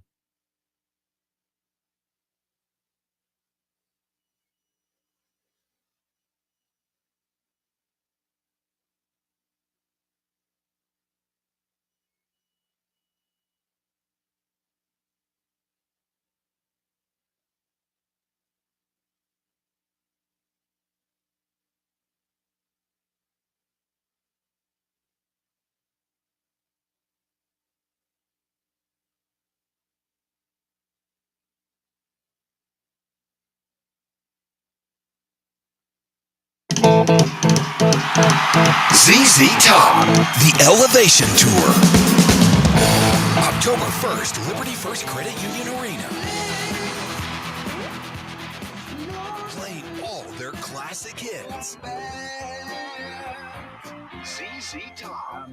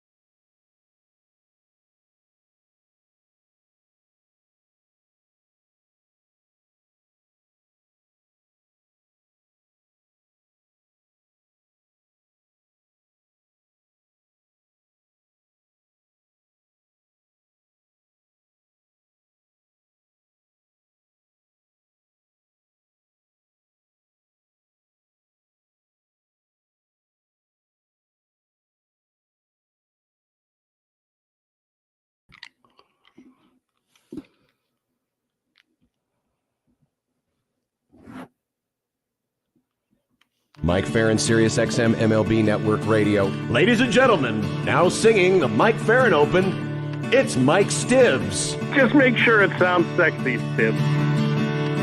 Lord Almighty, how can you stand Arizona? Your fair skin must be burning down into your absent soul. Mike, Mike, Mike, Mike, we can barely hear you. It sounds to me like you called us from inside a hole. But your phone calls lift me higher, like the ERA of Mark Pryor. Your hair looks like it's on fire. You're Mike Farron. You're just a hunk of burning love. You're just a hunk of burning love. You're just a hunk of burning love. Passed away yesterday with the passing of Pete Rose at the age of 83. Mike Farron joining us from Sirius XM MLB Radio as we watch the Tigers Astros. It is 3-0 Detroit right now. They're in the middle innings. Hello, Mike. Hi, Mike. Hello, boys. Pete Rose. It's interesting because, when I was getting into baseball, it was at the end of his career. But, I remember watching when he tied Ty Cobb and then broke Ty Cobb's record and then took over as the player manager of the Reds. And just how excited the folks in Cincinnati were to have him back. And, of course, a native-born son of Cincinnati. When you think of Pete Rose, first thing that comes to mind? First thing that comes to mind, that is a really, that should be easy, right? It should be the first thing that comes to mind. I think the word derelict is probably the word that comes to mind for me. I think Pete Rose's career as a baseball player was incredible. I mean, he was Rookie of the Year. He won an MVP award. He went to 17 All-Star games. He played, 5 different positions over the course of his career: third, second, first, both corners in the outfield. He played the game at a way that was, so exciting to fans that, in spite of the fact that he wasn't a guy that hit a ton of home runs, he didn't really hit many over the course of his career. He was viewed as the best player in the game and was I think, if not the most popular, then certainly on the short list for the most popular. I mean, he was the heart and soul of the Big Red Machine. He came across as a kid at heart, and related, I think, to young players and young people because of the way he played and the fire and the intensity and all of that. And that's the way you want to see your stars play. It's very difficult for me to separate Pete Rose that played on the field from the Pete Rose off it. And this goes beyond the, gambling, betting on baseball, which is the number one sin, which he lied about. And he was, and maybe more than derelict, liar is probably the right word to describe what he was, because he lied about everything in his life. He lied on his taxes. That's what sent him to prison. If you watch the documentary that HBO put out, there's fairly credible evidence that he was involved in some other shady stuff. He was accused of statutory rape, and that came out in court documents when he tried to sue John Dowd over suggesting it, that in discovery, they had a witness statement from a girl who said that she was 14 or 15 at the time that she began a relationship with Pete Rose. So it's very difficult for me to separate those two things. It's very difficult to put the legacy of him as a baseball player into context without that, or legacy of Pete Rose, the persona. Now, if you want to try and separate the two, I think it's difficult to do. I don't like to do that because I think you have to take the whole package. And I said this morning, I think the word flawed just kind of undersells what he was away from the field. But on the baseball field, that guy was electric. Like he was magnetic. He was what you gravitated towards. And he was one of the greatest players that's ever played the game. Mike, do you think as we get further removed from his career, and then as our lives go by, and suddenly Pete is not this person that people remember, but is just like a name and numbers on a website, how do you think his career and life is viewed? Basically, I'm asking, when those of us who remember him are no longer here to remember him, how do you think that his career is viewed in that regard? I think probably that he is, as long as he's on the permanently ineligible list, he's a cautionary tale. That's what it is. He broke the one rule that you can't break, which is you bet on baseball. And he lied about it too. Yep. The thing is that there were probably paths for him to apply for reinstatement relatively early on. If you follow some of the way that it was reported at the time and some of the news at the time, but he just did not. He was never forthright about what he did. And if he had walked into Bart Giamatti's office and said, "This is what happened. This is what I did. I'm so sorry. I messed up," I'm not sure that we're in the same position. So, it's a shame for fans of Pete Rose, I guess, the baseball player, that he's not eligible for the Hall of Fame. I want to point out that is not Major League Baseball's doing. That is the Hall of Fame's doing. When Rose became eligible for the Hall of Fame, the Hall of Fame changed the rules that said that if you were on the permanently ineligible list, you could not be voted on. Before that, it had been more of like a gentle person's agreement to keep guys like Joe Jackson and Buck Weaver out for their involvement in the Black Sox scandal. Pete said that he never bet on the Reds, but he also told us a lot of half-truths or untruths about everything else in his life. And so it's a complicated situation. The Hall at any point could remove that ruling, and he would be able to be in the Hall of Fame, even on the permanently ineligible list. And obviously now he's not going to get a chance to work in baseball. So he's a sad story. I would recommend watching the documentary that was on HBO, though, Charlie Hustle. It's 4 parts. Oh, wow. And John and I are roughly the same age. I'm a couple years younger than John, but like I remember Pete Rose first with the Phillies, and then with the Reds, but then obviously the Big Red Machine. Expos. Huge. Yeah, the Expos. For a brief time in 1984, he was in Montreal. But I remember him in 80 and 83 in the World Series. And I like the things I remember about Pete Rose is like after the last out at first base, he would spike the ball off the turf, right? Yes. Like that was crazy. I always thought that was cool as hell, right? Like, and that's the shame of it, isn't it? I mean, he was such a cool, fun player to watch. Totally. I mean, people these days, and he absolutely polluted that. He did it himself. Yes, he did it. He did it to himself. But that was the shame of it. And he was a good pitch man. He was on a ton of commercials, when we were growing up. And he seemed like a very likable guy, right? Mm-hmm. And even later on, I watched a video, Baseball History Nut put it out. When he was doing the studio with Fox during the blessed year of our Lord, gosh, I forgot that he was on there of all time. But there was a 6-minute segment of him, Frank Thomas, and A-Rod talking about hitting. And it was Pete Rose just talking about, different places to be in the box. And it's so engaging, right? It was like I was listening to Ted Williams, right? And it was more personable than Ted Williams. If you listen to Ted Williams talk about hitting, he was magnetic. Ted Williams was not magnetic. Ted Williams was aloof and standoffish a little bit. Right. But you could get talking about hitting. Yeah, it was. Yeah. But either way, I mean, so you could see where the charm came from and why he was such a popular figure at the card shows and everything else. But he was, I guess, he was a con man, really. I mean, he was able to sell himself on the lie. And you asked earlier about, the whole, about betting on the Reds and not admitted to it. And then later on, he admitted to it.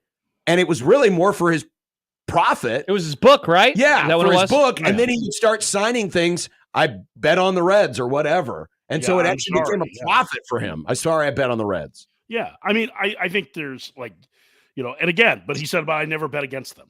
But how does it, I think in this documentary, some of the things that comes about is like, okay, well, how did that still impact? Let's say you've used a reliever 3 days in a row and you've got money on the game that night. Are you going to run that guy out there and risk his career for 4th time in a row because you're trying to win that bet? I have very little doubt that the list of people who had better feel for what happened in baseball on a nightly basis and pitch to pitch and Pete Rose is minuscule, that you probably don't even need one hand to count it. I think he was a brilliant baseball mind, but it's very difficult to divorce that from all of the other stuff for me.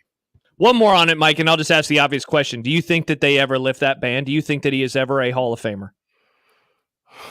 I guess that's a 2-parter, isn't it? It's more like there's the first part, and then if they did, then the voters would have to actually vote him in. Well, he's not eligible to be voted on by the baseball writers. It would have to be the eras committees, which is the veterans committees, to vote for him. So, which he would actually stand a better chance of, at least right now, because so many of those are on his peers who want him to be in. Tony Perez has, I work with Tony's son Eduardo, and and like this is the other part of it. Like, let me just, I realize this is an aside, Josh, but like, Eduardo Perez loved Pete Rose, and Eduardo's Eduardo is like top of the chain integrity as far as I'm concerned. But Pete Rose was awesome to him when he was a little kid growing up in the clubhouse. Like Pete was a guy that he gravitated towards, right? And he and I were actually just talking about this recently about how much Pete meant to him and how much he grew up and how much, but he's fully aware of all of the horrible stuff that Pete did too, right? And so this is a very human story in that, that he's not a great guy. Like, I think that's an understatement, right? That he wasn't a good person. Yeah.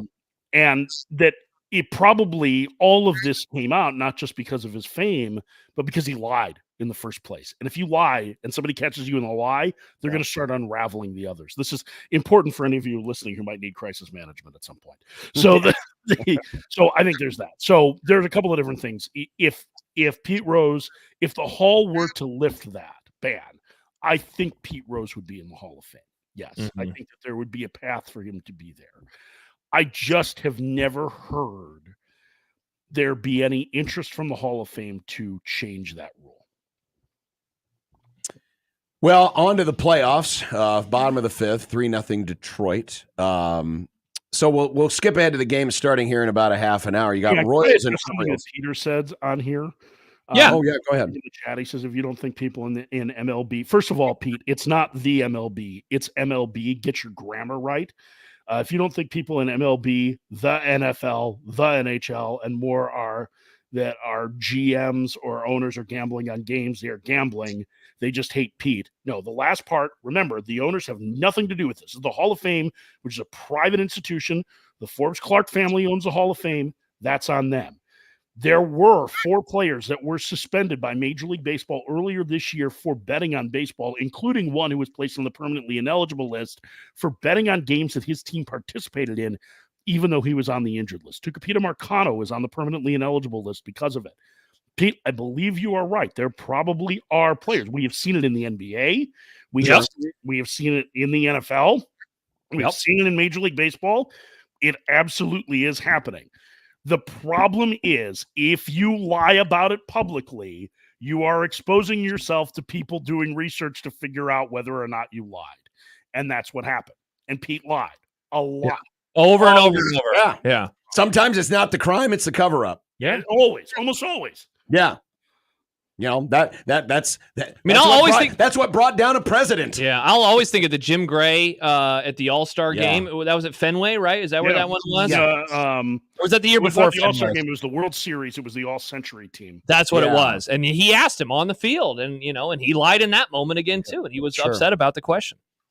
Well, Royals-Orioles starting here at the bottom of the hour. No, it started in like 5 minutes. I thought it was 3:30. I guess no. I think Josh is right. I think it's starting in 5 minutes. Okay. All right. Maybe I was looking at a different schedule. Anyway, Vinny Pasquantino on the roster, but can he get tuned up with any – he's not going to have any warm-up at bats. Can he be a factor in this series? Yes, I think he can. I mean, listen, like the way players prepare now in terms of taking game speed reps in practice probably shortens that time for a lot of players than what it was, say, 20 years ago. And so I think his timing is probably okay. I think the biggest thing is that there's not anybody in that Royals lineup that knows the difference between a strike and a ball better than Vinny Pasquantino. I mean, he walked more than he struck out before he was hurt, right? And so just being able to create traffic, not that Vinny is a speed demon. We know that Vinny, like by his own admission, he can't run. But being able to get on base and create more run-scoring opportunities for the Royals, I think is huge. I think it's a huge benefit to them. I think he can impact the game that way.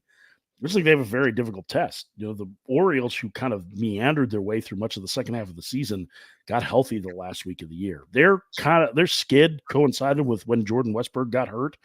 And now that Westburg is back, that offense seems to be cooking. He said their mojo is back. It's not an easy draw, but today's pitching matchup is sensational. Cole Reagans, Corbin Burns. Like, if not for the game going on in Houston right now, which, Skubal and Valdez is, you're talking about 2 of the top 3 finishers in the Cy Young Award this year, and Skubal's going to win it. I mean, he won the Triple Crown in the American League.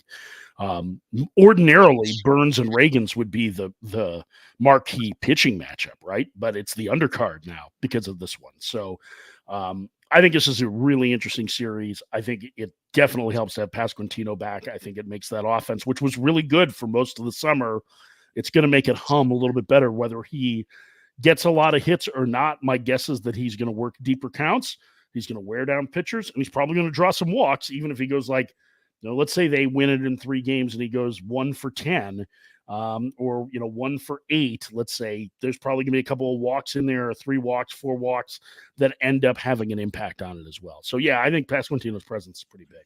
Mike, let me ask a typical Josh question, and that is about some superstars of some pretty big franchises. Because I was reading a really fun preview today from Ken Rosenthal, and it was framed in the form of questions that he has for various players and franchises. And one was about what are we going to see from Shohei, given this is going to be his first postseason. And then the other was about Aaron Judge, which we have seen in the postseason, but he has not performed very well so far. Only .211 batting average, .310 on base percentage. What are you expecting from each of these two guys following a regular season that has of course included many conversations about their offensive prowess? I expect them to be huge presences in their lineups. I mean, that's the best I can give you. I don't know what the results are going to look like. None of us know what the results are going to look like. We're dealing with very small samples, right? So that's why you end up with postseason heroes like Mark Lemke and Barry Bonds having virtually no postseason success until 2002, right? Yeah.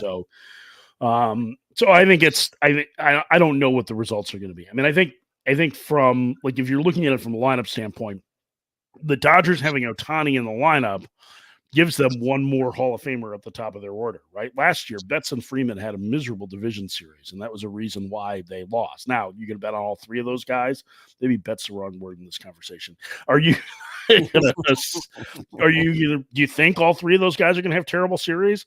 I mean, even if Ohtani doesn't, there's a good chance that Freeman, who's been dealing with an ankle injury, or Betts, is going to perform. So I think from that standpoint, I think, Ohtani has an impact. I think for the Yankees, for a good chunk of this time that Judge has been in the postseason, he hasn't had anybody around him, really.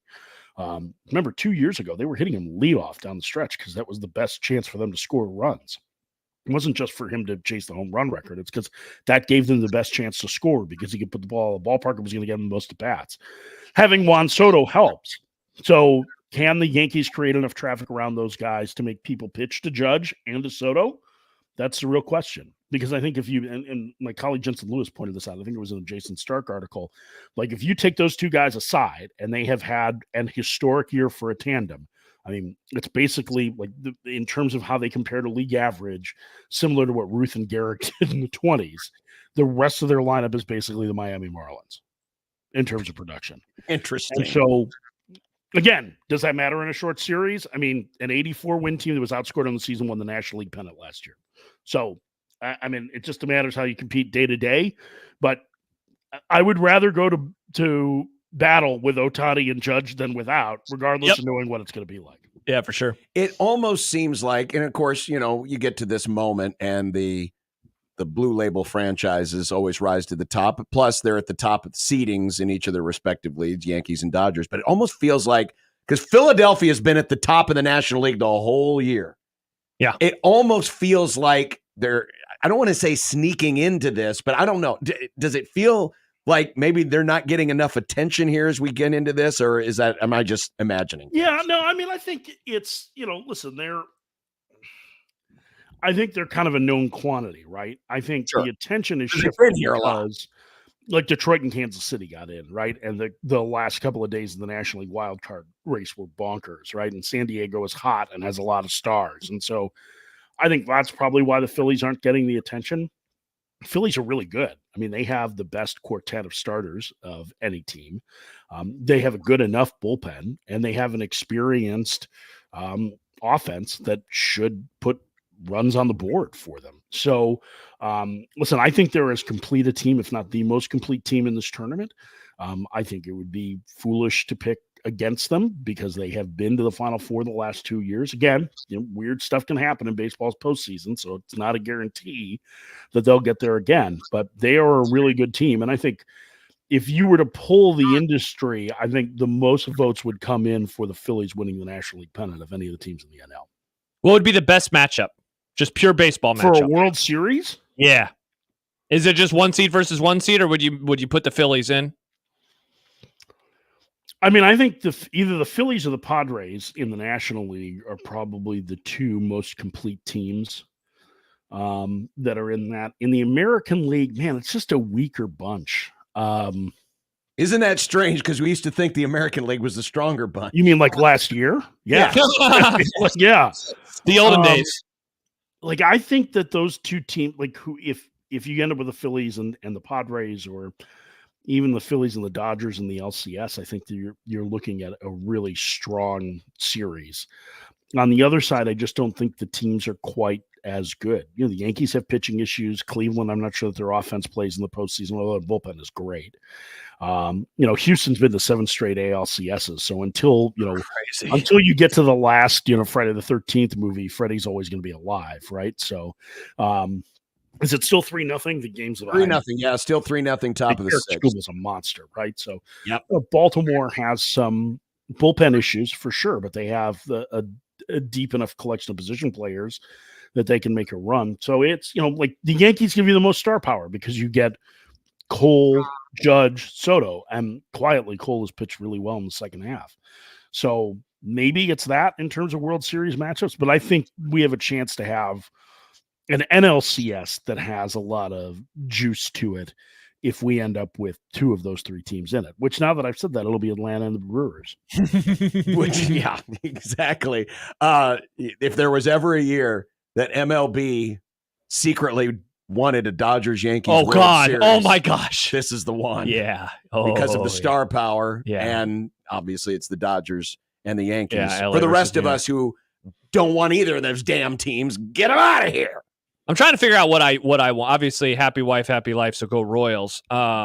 I'd be very happy for our good friend Mike Schaefer if Cleveland was able to finally. I would be so happy. I have a lot of teams I'm not rooting for in this. I am rooting for Cleveland. Yeah. So yeah. And one of the folks on the chat here mentioned Cleveland and the AL because of the drought. Yeah, I mean it's been since 1948 that they won a World Series. So, and I think that same person. Yes, this is a Dave Wills T-shirt. So, the late great Dave. Yeah, Wills. I guess storyline wise, because I just asked you pure baseball, but storyline it'd be Cleveland, right? Versus what is the best NL story? I mean, there are kids that are 15 years old who've never seen the Yankees win the World Series. That's true. Which is wonderful. Meanwhile, there are little 8-year-olds running around because the Brewers have never won it. The Padres have never won it. Those are teams that I think, Baltimore hasn't won in more than 40 years. Yep. I mean, there's a lot of droughts in there. I mean, Kansas City, you can play any of this. Detroit shouldn't be there, right? It feels like, right? And the Tigers are winning game 1 against the Astros on the road, right? They get that Detroit offense, which is running out a bazillion left-handed hitters, scratch across 3 runs against Framber freaking Valdez in the second inning, right? Yeah. That's not supposed to happen. So I don't know. I think the Cleveland story would be great. I don't think people fully appreciate how dominant that bullpen is and how they have done a good job to use them a lot while also keeping them fresh. They've tried to limit the number of pitches per outing. I think it'd be a really cool story. They're a little short offensively, I fear, but man, that bullpen is really good and they can shut the door. And, who knows? Like if they match up against Detroit, those 2 teams know each other very, very well. Again, I'm not going to buy it until Houston doesn't make the LCS. 7 straight league championship series coming into this year. That's amazing. It's like Tom Brady. The exception that proves the rule in terms of the randomness of baseball's postseason. Yep. They're really incredible. So we'll see because it's a good Houston team too. We got to run, but real quick, have you seen a better 2 innings of craziness in baseball than what we saw yesterday about this time? That was terrific. And then, let's start with so much fun. I mean, it was incredible. And then to have an MVP candidate, and granted, Francisco Lindor is going to be the runner-up in the National League. Yeah. Hit the 2-run homer to have the Mets win a game in Atlanta, which the Mets never win a game in Atlanta, was incredible. And then you have that gut punch loss for the Braves where it looks like you've clinched a playoff berth. All of a sudden it's stolen from you. Oh, and by the way, 20 minutes later, all the players find out at the same time that we do that Chris Sale can't start because of his back. Ugh. For them to win that game yesterday was incredible. It was a snooze fest of a game. Yes. There was no atmosphere in the ballpark. Everybody, it was very funereal. But all of a sudden they prevail, right? That there's a throwing error and there's a base hit and it's 3-0. And it's holy cow, we're going back to the playoffs. It's happening. That was pretty cool too. So it was a pretty great day it made me yesterday explained why we don't have the tiebreaker games anymore. It made me really miss the tiebreaker games. I love those more so than the wild card games. I love it. If you play for the same record for 162 games, you should get to play one more head to head, regardless of what your records are, because those games are the bomb. Yes, they are. They very rarely disappoint. Make baseball 1978 again. Yes. And Pete Rose would still be alive and not betting on baseball. You forget about Well, Bucky. you don't know that. Well, that's true. He was alive, yes. Yeah, he's definitely betting on something, I'm sure. Mm-hmm. All right, Mike, well, enjoy the postseason. I'm looking forward to walking the dog and listening to some games on the radio. It's going to be great. Thank you. Yeah, we're hitting the road a week from Saturday for the National League Championship Series, so I can't wait.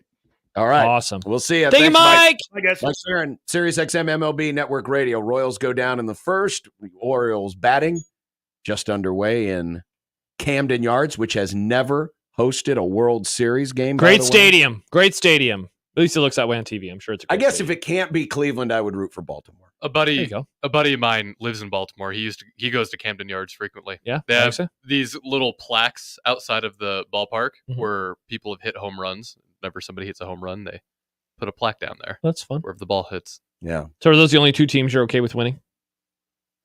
Honestly, there's more teams I'm not okay with winning than. I know. It's baseball. You hate everybody. I hate everybody. I want Yankees Dodgers. I do. I mean, for the want drama, Yankees, it would Dodgers. certainly be interesting, and having those superstars there. I'd be interested in that. Big market boy. Yeah, I know. Josh Peterson here boy. for Big Oil. He's also rooting for Exxon. It's just just the Cowboys. I understand how much of a corporate World Series that would be, but I think it would be a really good one. There you go. Especially with both of these. Go teams. Royals. Yeah, go Guardians. But we need... Go Dodgers. Go Yankees. And then John can finally stop bitching about Shohei never winning a World Series because I think the Dodgers would win that. Think of the stories we would miss out on. I've already got the name of it. It would be called the 30 for 30. It'd be called Gloat. Greatest loser of all time. The Shohei Ohtani story. That's a bit lengthy of a title. It's a bit lengthy. Well, just gloat then. By the way, some NFL news-ish news-ish when we return. News-ish. What do we talk Well, about? it's either news or news-ish. Well, you'll understand why I said news-ish. All right. You'll understand. We'll have that and more. Michael Brunt still to come. And we'll definitely hear some Matt Rule and talk about some of the things. For sure. Yeah. Oh, would Nick you did all that work, so we'll definitely make sure that I did more work than he did. That's true. Yeah, Nick, back in my day, I had to edit that. You reel to reel? No, good. I'm not that. I'm not Neil's age. 1620 the zone. Nick Grim for Circus Sports Iowa. I've decided for no reason in particular that I'm actually out on pro football for the rest of the season. The good news for me and you, if you're in the same boat, I'm sorry, by the way, is that Circus Sports Iowa has college football waiting for us. It's never too early to get on your tight money line split picks for this weekend. And now, so the only thing you have to do come Saturday is relax and watch the game. But if you do like playing along with the game as it happens, Circus Sports Iowa has you covered there too, with their in-game lines that update every single break. Let's check out some of those tight money line splits for Saturday that I mentioned. Boston College, minus 105 to beat Virginia. Kansas, plus 130 at Arizona State. And Washington, minus 140 as they host Michigan. And don't worry, if you still love pro football, then of course Circus Sports Iowa has you covered there, as well as postseason baseball, anything. There's something for you on the Circus Sports Iowa app. Download your new sportsbook today and see what you're in store for. Circus Sports Iowa. If you or someone you know may have a problem with gambling, call 1-800-238-7633.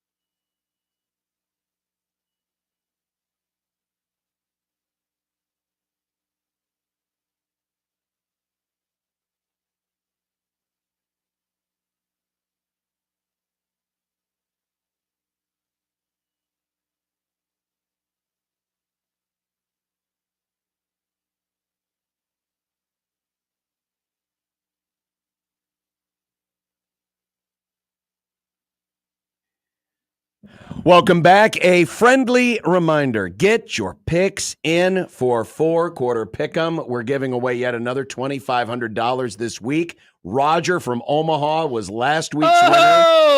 So that means we've already given away $7,500 of the $25K. Wow. That we had budgeted for this bad boy. Yeah, that's right. And listen. There's a winner every damn week, John. There's a winner every week. It doesn't cost you anything. It could be you. And it takes, I mean, if you really wanted to blitz through it, you could do it in less than a minute. Oh, blitz. You really wanted, and it's just literally picking 10 games, no spread, just straight up winners. Yep. And whoever gets the most correct picks wins the $2,500. Go to 1620thezone.com right now. Get signed up. And while you're there, make sure you opt in for 1620 the email, because remember, the tiebreaker is of all the winning entries, which selections came in first. Oh! And 1620 the email subscribers get the link a day ahead of everybody else. Oh, wow. Oh, wait. So I should turn the game off of that TV. You can put the Brewers over there when it starts. That TV's ahead. Cable. How is cable so bad these days? This is unreal garbage. That was a pitch ahead. Wow. That is unreal to me, John. Isn't it? Unreal. No All score, right. second inning. I promised NFL news-ish. We don't have to talk about Yeah. Did you NFL. see the name of the show today was Oof? Nick, this is a Nebraska-based radio show. Yes. You don't have to name the YouTube channel based off of your crappy NFL team. Yeah, exactly. We want to get people to listen to us, not oof. What does that even mean? Oh, God. Does this mean we have to talk about the Dolphins? Yeah, nobody cares. No offense, but nobody cares about your pain and suffering. If anything, they're probably rooting for it. Anyway, so have you seen this? Have you heard about this? Well, no, because you haven't told me yet. Devontae Adams has informed his team, according to Ian Rappaport, and John just unplugged the television. John, we're trying to watch the Royals. Now I'm a pitch behind on the TV. It's just the stupid Royals. He's told, this is Garofalo and Ian Rappaport, Devontae Adams has informed the team that he is preferred to be traded, to which I add, to the Dallas Cowboys. Let's go! Just kidding. But maybe. How at this point, it doesn't matter. Your stupid team could pick up all the stars in the world. They're always going to underachieve. That's what they do. Yeah, well, they have more wins than your stupid-ass team. So yeah. Suck on that, John. Yeah, you know what? Oh, we had a Super Bowl Yeah, a few that's right. years ago. Why do How you play long the- ago was that's why that, you play John? the game. How long ago was that? 3 Tell years. me. Wow, God, might as well be. Yours, 30. Yeah, I don't. If you do math, that's 10 times. You've waited 10 times as long. Hell, I've got 2 Super Bowls since the last time your crappy franchise won. John, I thought we were friends. We're not. Not anymore. Not with that attitude. Oh, I guess I'm learning a lot. everyone's just being mean to each other today. Yeah, you well. were mean to me. John was mean to you. I have to be mean to By the John. way, so yesterday, speaking of the Neffel, That's not only National did Football League, Nick. not only did we have a perfect game thrown by Jared Goff. Yeah, That's not baseball. thank God. Did you know that there was another record set in last night's game? Another offensive record set in last night's game? I did not. What was that? It was by the Seattle Seahawks. Oh, yes, I did see this. I saw this and I heard about this. The Seahawks gained 38 first downs. That is the most first downs in any NFL game in more than 10 years and the most in NFL history for the team that lost. Wow. It was really weird being at the sports bar last night and watching the Dolphins game And begging And then- people to put the Dolphins game on, and they were like, no, we want our customers to stay. and then one of the screens next to that having the Seahawks game, and it just made me even more sad. Yeah. Yeah, I don't think you could get any more two Very diverse contrasting. games than the 2 games that were going on opposite each other in the not doubleheader. Yeah, it was pretty bad. It was a fun watch last night, the Lions and the Seahawks. Oh, it's absolutely. It's a tremendous football game. Yeah, I'll be honest, Nick. I realized I got up at one point to go get some ice cream. Mhm. And cream. ice cream, Lieutenant Dan, ice ice cream. cream. And I realized, wow, I had barely watched a second of your game because it was on the other TV. But I didn't watch any of it. I was also doing soccer prep for this weekend, and so I was listening to the broadcast, and then I would look up for a play, and then I'd look back down and do prep, and that's kind of what I did. And I realized, oh man, I never peeked over at the other TV because I wasn't listening to it. What was really fun is when they did the picture-in-picture of the other game. Crap so much. I kind of hated it because if you're at a sports bar, they have the TVs. Well, there was also a lot of scoring happening. Yeah. On the other game, and there wasn't in yours. They would just pop it up. One time, pop it up, I pop it up. purposely was like, I'm going to look over at the other TV, and I saw the guy Nick that McDaniel has just announced as a starter moving forward. Tyler Huntley. Don Strock is Don Strock back Snoop. I didn't realize that was his nickname, but he dropped back Nick and he threw a bomb to Tyreek Hill and he overthrew him. Yeah, I've never seen Tyreek Hill get overthrown. I'm in a fantasy team. I don't really care though. Imagine drafting him. There's no heaven. If you're in one of those leagues where you have to put up $1,000 and you drafted Tyreek Hill, man, you probably hate your life right now. That would suck so much to have him on your team. Because he's not doing anything because he doesn't have a good quarterback. Brutal. Absolutely brutal. I wonder if the Rams and Dolphins could merge. If we could the make Dolphins, hey, you'd have well. Remember, only Tua could throw it to Tyreek Hill. They have I mean, apparently, no, they're on your third stringer, Nick. It's not because of Tua. It's because you're on your third stringer. Huntley should be the second stringer. David writes, or no, I'm reading this one. Travis, don't worry about his negativity, Josh. John is just jealous of the 2-2 record that Denver and Dallas have. Yeah, I'm jealous. The 2-2 boys. Let's go. 500 feels good. Better than being 1-3. I'm in 1-3 world. Yeah, that's winning 25% of your games. I've won double that. Two whole games. 50% is still failing. 2 hot games. Yeah, but it was the Browns and the Giants. Hey, one of those teams was in the playoffs it's like beating last year. Austin P and Austin P Jr. One of those teams was in the playoffs last year. Coming up next, we'll speak with Michael Bruntz. Nice. And, Broncos fan. And we'll talk more about the Huskers this week against the Rutgers. Football. On 1620 The Zone.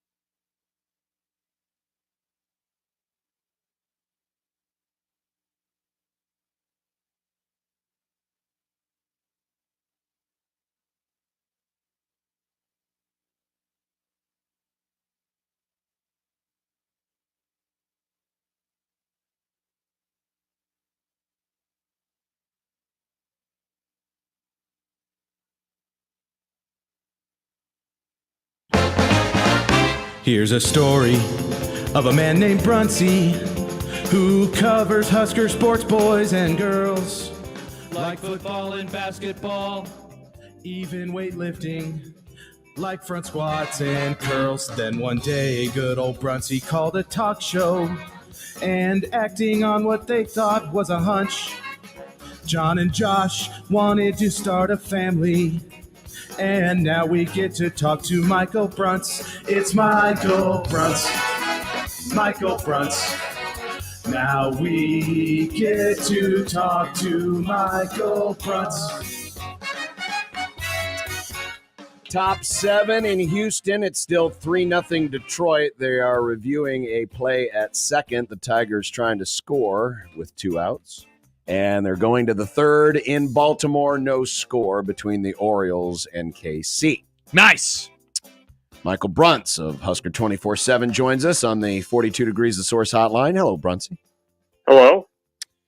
Congrats to the Broncos getting a big win. Hey, the 2-2 boys. It was a damn ugly game, and I know because I had it on next to the Rams-Bears game, which was another damn ugly game. I had a lot of ugly in my house. The noon window was mostly good, but those 2 games were definitely stinkers. And I picked the two stinkers, that's for sure. There was drama in the Denver game, at least. So yes. there was that. I thought the Broncos team social media account went a little too hard in the paint after they won that game. They were emptying the holster with the memes, and I don't know that would have been a good idea in my mind. What were they doing? Oh, just the stuff that teams do after they win football games. I mean, it wasn't anything that was like egregious. I mean, I just probably would have got the luggage going and probably just gotten out of town instead of getting all chest thumpy on social So hand media the phone about back it. to the referee after you score and act like you've phone done back that. to the referee. Well, yeah, I because get you're doing yeah. memes, yeah. I would have said something like, "We got the vaccine against losing to Aaron Rodgers and the Jets." That's what I would have done. Jeez. Yeah, no, This is it set was. up. I probably would have, gotten the luggage, got back on the bus, and headed for the airport and gotten out of Dodge. That would have been how I would have approached it. Anytime I saw any of that game, Rodgers looked as miserable as I have ever seen him at a football game. He It was looked almost like he was at a family reunion. he looked so mad to be where he was. Yeah, no, it was. I enjoyed that aspect. Good. So BC and I were driving home from West Lafayette, and that was going on at the same time. The Packers-Vikings game was slowly making its pivot in the second half there. So there were some tense moments in the rental car. Ooh, yeah. How did you keep track? Do you have one game on the radio and one on your phone, or how'd you do that? One game on the right speaker, one on the left speaker. Yeah, good one. I was following Parker Gabriel tweets. I didn't really want to watch that one, and he kept trying to get me to turn the TV. I had the YouTube TV going, and I was basically holding his eyes open and making him watch the Packers-Vikings game because he was afraid there was going to be a bad finish there, and there almost was. But he ended up okay.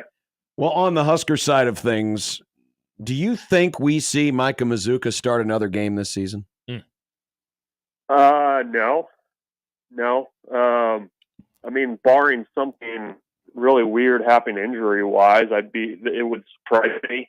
I don't. I think Matt Rhule's kind of tired of talking about it, and unless something weird happens, I don't see him starting another game.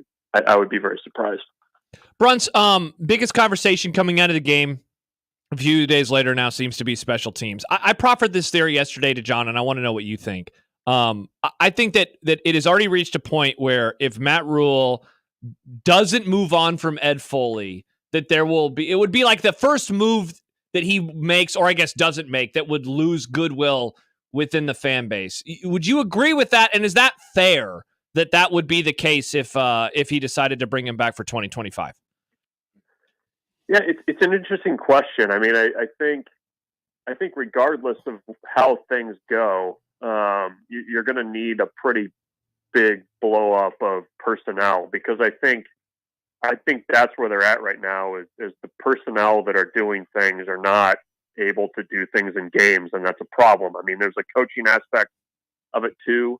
I feel like too that, sometimes, with special teams, I mean, when you pick the right guy, you look like a genius. And when you don't pick the right guy and you don't kind of account for what you have, you kind of have to wear that. So I don't know. I mean, unless there's some kind of drastic change coming down the tube with the way the special teams has performed, it's going to dominate the offseason conversation for sure, and with good reason. I mean, if this is a team that's going to play close games down the stretch, and I believe that they probably will, that special teams is going to win you or lose you games, and if that ends up happening in November and it's the 3-point loss stuff again, I think you probably have to take a really close look at kind of how you're choosing to coach that. And I don't know. I mean, I think every coach kind of has a way that they choose, that the head coach has a way that they choose to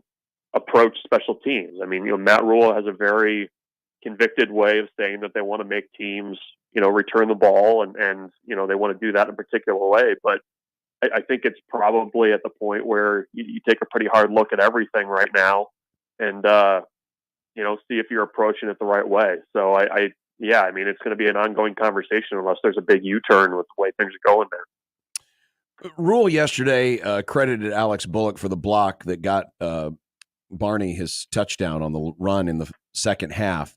And it got me thinking, because obviously the run game is a whole encompassing thing, and especially on the perimeter, you got to have receivers that can block. No block, no rock. Sometimes is what has been. Hey, that's a podcast. Yes, it is.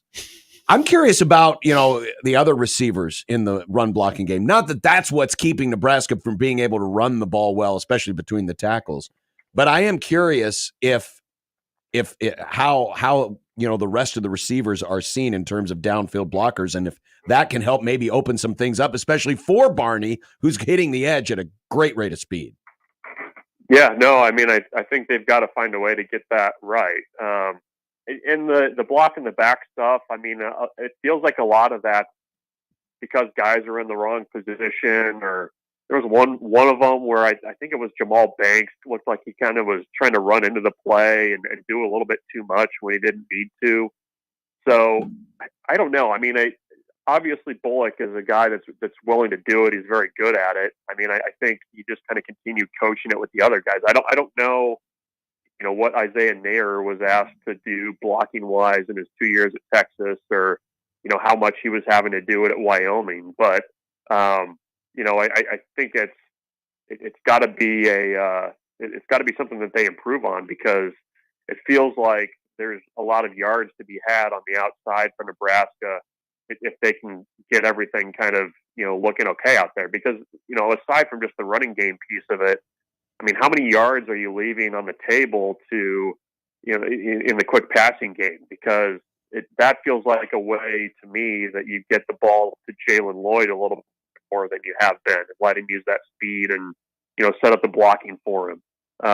Same with Barney. I mean, they've got even Carter Nelson can kind of do that kind of stuff in the right situation. So they've got to figure that out, I think, because, with Nebraska's occasional struggles to consistently move the ball, it feels like getting to the edges and taking advantage of that athleticism that they have. I think that could be a real benefit for them. Brunts, right now, Nebraska's offense in terms of points per game is pretty much right in the middle of the country, 61st in the country. And obviously that's going to take into account some defensive stuff too, but that's raw points per game. If you look at yards per play, they are 47th in the country. So, certainly above average. Total offense per game, they're again at 62nd. So right about the middle of the country. When you watch them, do they have the look of a team that is about that good, middle of the pack? Or do you think the yards per play is like more indicative of what you think they are, aka like slightly above average, and if they stopped maybe shooting themselves in the foot more, they could become that in scoring offense and total offense as well? What are yards per play too? They were like a yard and like 1.2 yards better than they were a year ago, right? Isn't it something like that? Yeah, it's I've got the numbers here. Josh is looking it up too, but I think that's about right. Yeah, so this year they're averaging 6.3. I'll round up for that. Last year it was 5.1. Yeah. Wow. Yeah. Yeah. That was 104 last year, by the way.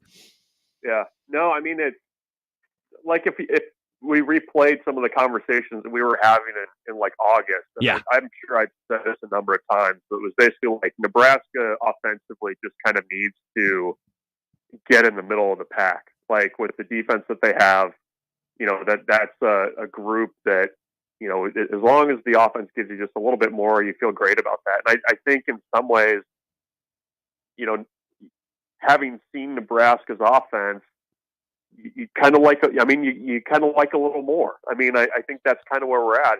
It's like, okay, you've got a few more playmakers on offense than maybe what I was expecting. I think Dylan Raiola has been everything and more that you probably would have hoped he could be as a true freshman.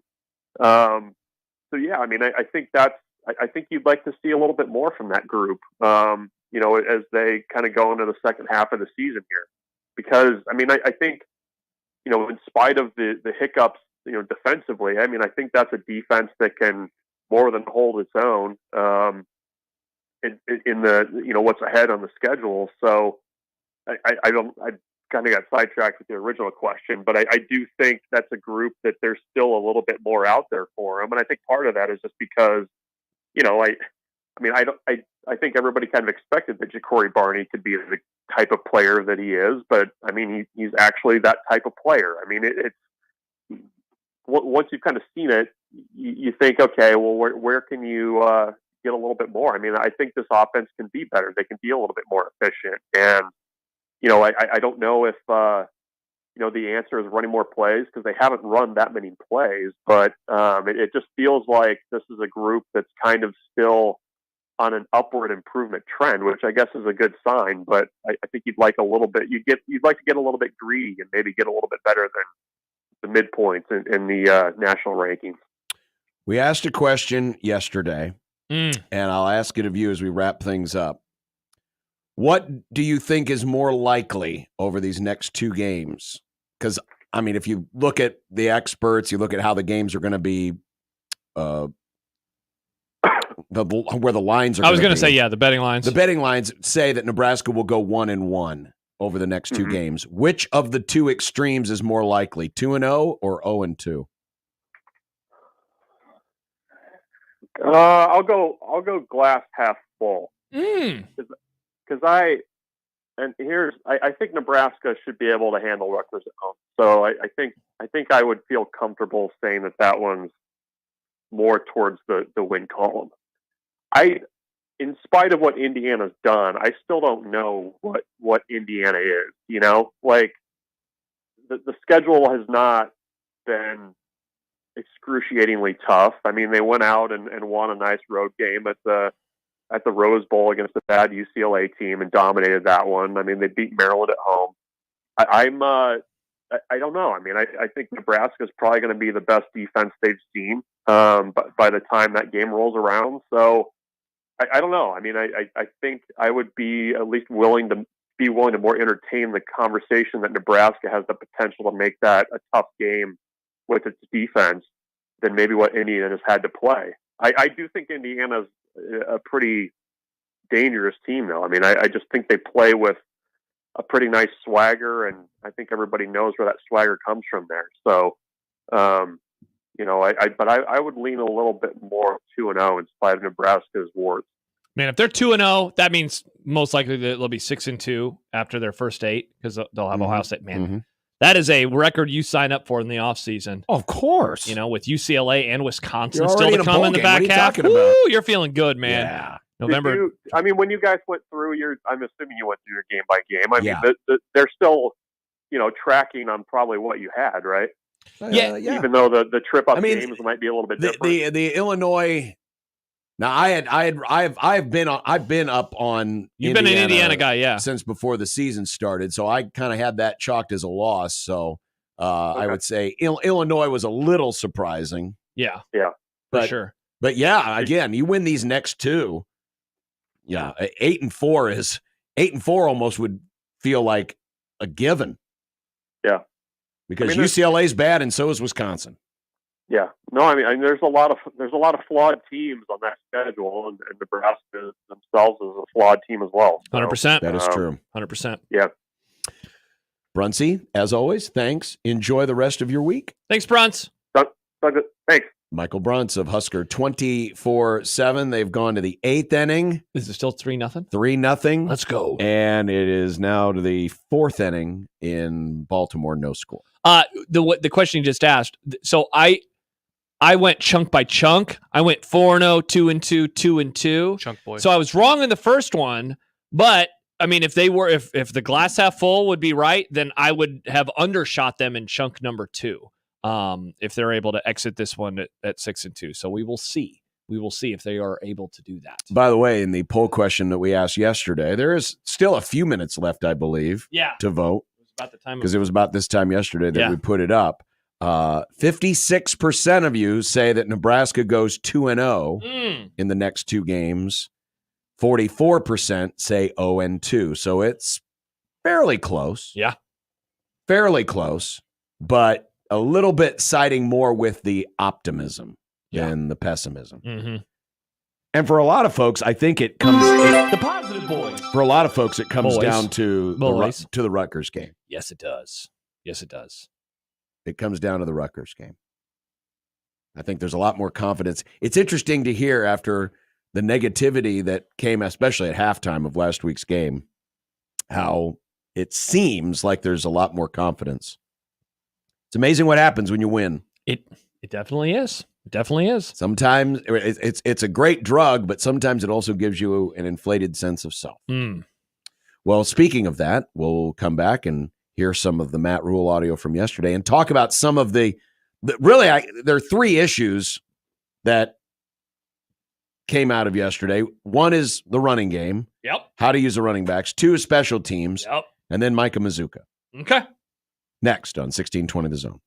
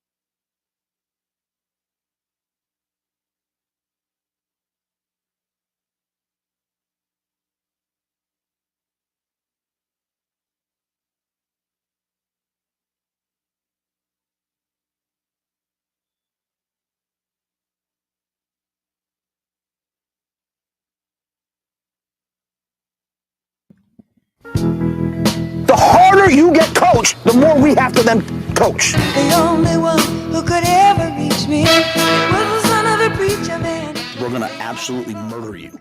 I just think grass is better.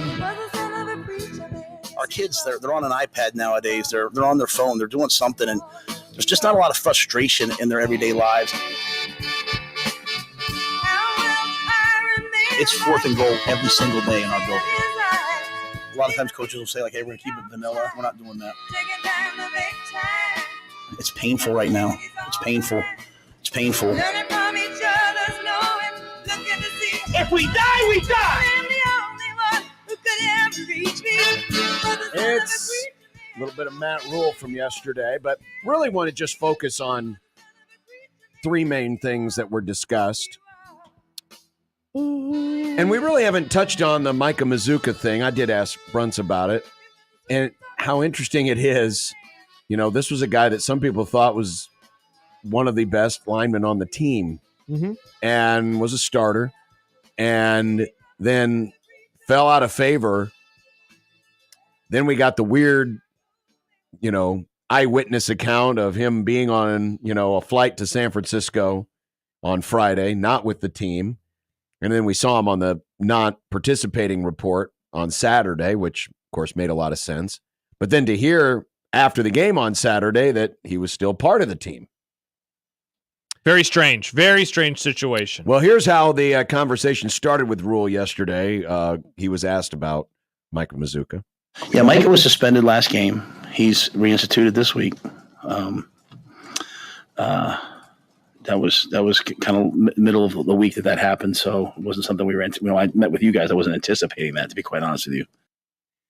So obviously something took place. Yeah, because one of the things I heard late last week was that he was back practicing. Mm-hmm. He was working, with the first team again, and then some things happened, and still haven't been able to lock down exactly what those were in terms of what led to this. Still, by the way, have not gotten an answer on why California. I think we talked about this on Friday. He's not from there. Right. Why fly there? Don't Maybe know. He just had some, hankering for in and out. Mileage points. Oh, hey, yeah. Yeah, why not? Just use them to go somewhere. I guess. I've been everywhere, man. By the way, he's still listed on the depth chart. He's number 2 at right guard. So, but as Bruntsy thought, he didn't think he would start another game this year. Yeah. And it's funny because during the commercial break, I got a message from somebody that said, I bet he starts the Indiana game. And asked, think that he plays, says the fact, yes, and the fact that Rule said he's still with the team says a lot. So something to keep an eye on. Interesting. Well, and then this was the second thing that Rule mentioned when talking about Mazuka. I wouldn't start him. I mean, he was a backup before this happened, right? Like, when he came out of the Colorado game, he was Toski was put ahead of him. So, I love Micah. I'm working with him to make him the best he can be. You guys talk a lot about him, but he's a backup player for us. See, but he was the starter. He was the starter in the first 2 games. Like this is why I kind of hesitate. I wouldn't go as far as saying, "Oh, he'll still be starting the Indiana game." Well, the way Matt Rule is talking about him, it's and you could tell there's just a level of irritation. Yes, he's annoyed at getting asked about it. When it comes to addressing this situation. But it's also a weird situation. Like I feel like you kind of have to know that it's coming. Partly, look, part of this is that it's because he started the season. He was the starter, right? And there was a transfer. He was expected to be a big contributor. And there was an interesting story in terms of, where he came from and no longer being there. So I think that played a part in it. And then that he has been suspended, but it's kind of vague, and there are these rumors and whispers about him. And then, the thing that he, that a reporter for Inside Nebraska saw him at an airport flying to California. Like, it all adds to a very interesting, weird story. And so this is one of the very rare times where, like, a story is big and Matt Rule is, like, surprised by it. And I think it's big because we care about everything here. Sure. But, like, he was a starter. This isn't some random third. I'm trying to think of like a third string. Like if he kept getting asked about like Riley Van Poppel, like, yeah, I would get like, you're annoyed. Like, who cares about, no offense, but it's like, he's redshirting this year. Why are you asking me? This guy started a couple of games. It makes sense. It makes sense to me. I'm curious about it. No, it makes a ton of sense. I'm curious about it. It makes a ton of sense. Final thing on him.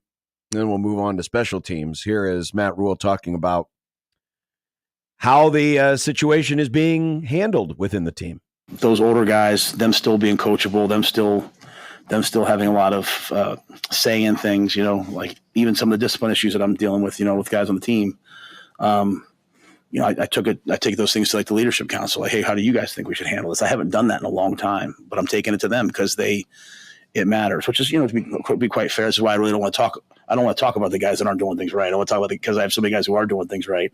I know you have to ask about them. Trust me, I get your job. You just have, I sometimes you see why I'm the way I am, but I'm just blessed to have guys out like Tommy Hill's out there battling to play. So battling to get back out there. So he's taking it to the players. Yeah. The players are helping in this, but you have you have to wonder though if obviously the situation on the offensive line, the injuries that have happened, the struggles that group has had, and run blocking, that's playing a part in this too. That he's giving a lot of rope here for Micah and trying every way possible to keep him viable because there's a good chance they're going to use him again. Yeah, and look, I understand too. I want to talk about the positives, not the negatives. I also get that perspective too. But to be surprised because we're interested in the former starter, like that I guess is a little shocking to me. On the special teams side of things, they're bad. Yeah, they are. Is that what he says? They're painful. They're painful. They're painful. And I'll just say this: last week wasn't the field goal protection team. It was the snapper. I mean, if you're kicking a ball at 1-5, operation time. I mean, to me, it's the snapper. If we practice so much on special teams, on field goal, on punt, all those things. If we have to start changing stuff now you have to. If there's a problem, you fix. But if we have to start changing things now, then we're panicked. I mean, we know what to do. And I mean this sincerely. We know what to do, and we have the guys who can do it. They got to go do it. The thing that I can't get away from is the notion that I get, a player coming in and doing things right in practice, but then when it comes to the game, it's a whole nother thing. But it's hard for me to sit here and think that these issues weren't cropping up also in practice too, right? Because a lot of this is muscle memory. It's just like, it's repetitive. You're doing it over and over and over and over. Unless you get the yips. But if you get the yips, you're getting them in the practice. If you have the yips on the regular course, you probably got the yips on the driving range. But didn't Chuck Knobloch, when he suddenly had those, it just popped out of nowhere in games? But two guys? Well, that's they fair. have two long. Well, I would say they've used two long snappers this year, and they're having the same problems with both. I mean, I would say the first player yips, the second maybe just incompetence. I'm trying to offer forgiveness. I'm trying to understand as much as I can because people go to practice. People see this stuff. I feel like this would have been something that we all were concerned about the kicking situation. That was not, I think the kicking being bad from the kicker perspective, I'm not surprised by that. Yeah. To this degree, probably surprised. I'm not surprised that it has struggled because there was enough just kind of general about it in August. I heard nothing about this. And so, they had the snap. They weren't perfect in the early part of the season, but they were good enough that they could kick things fine, See, the concerning thing is it's the whole operation. It's really bad. The kicking has been poor. There was the bad hold on the miss against Illinois, and then the snapping issues, which have been kind of a constant. The snapping issues weren't just popping up in the Purdue game. They had been noticed earlier.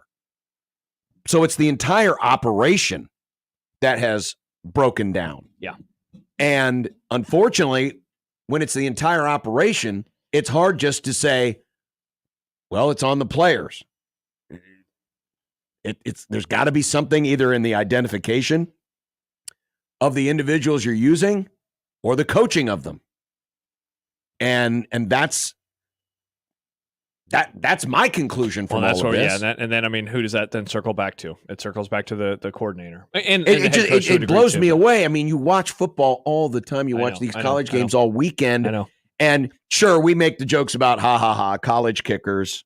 But this is beyond that. This is beyond that. Yeah, college snappers. This is snapping. This is, one hold, and not to dogpile on Buschini because he's had a fairly good season so far. Certainly had an impact on Saturday's game. But yeah, just the whole operation having this issue is the most concerning thing. And I don't know if these things can be worked out during the course of the season. The answer to that question is definitely not. And that's not to say give up. It's just I don't think that there's going to be an easy fix in this. And that's just isn't that just super troubling given that they're going to have a lot of games that will probably go down to the wire. And if you are either leaving points on the field because you're missing field goals or you're leaving points on the field because you are having to go for it on fourth down and then you're not converting, either way, you're leaving points. We're going to keep track of this Eccles stuff all year long. And if that number continues to be low, if you're getting inside the 40 and you're not finishing drives, it is going to be a problem.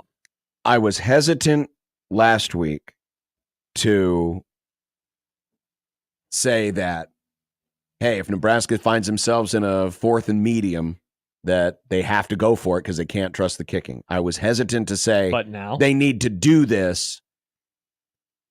But I mean, after what we saw last week, it's hard for me to think that they can trust that unit right now. I will give them almost like one more attempt.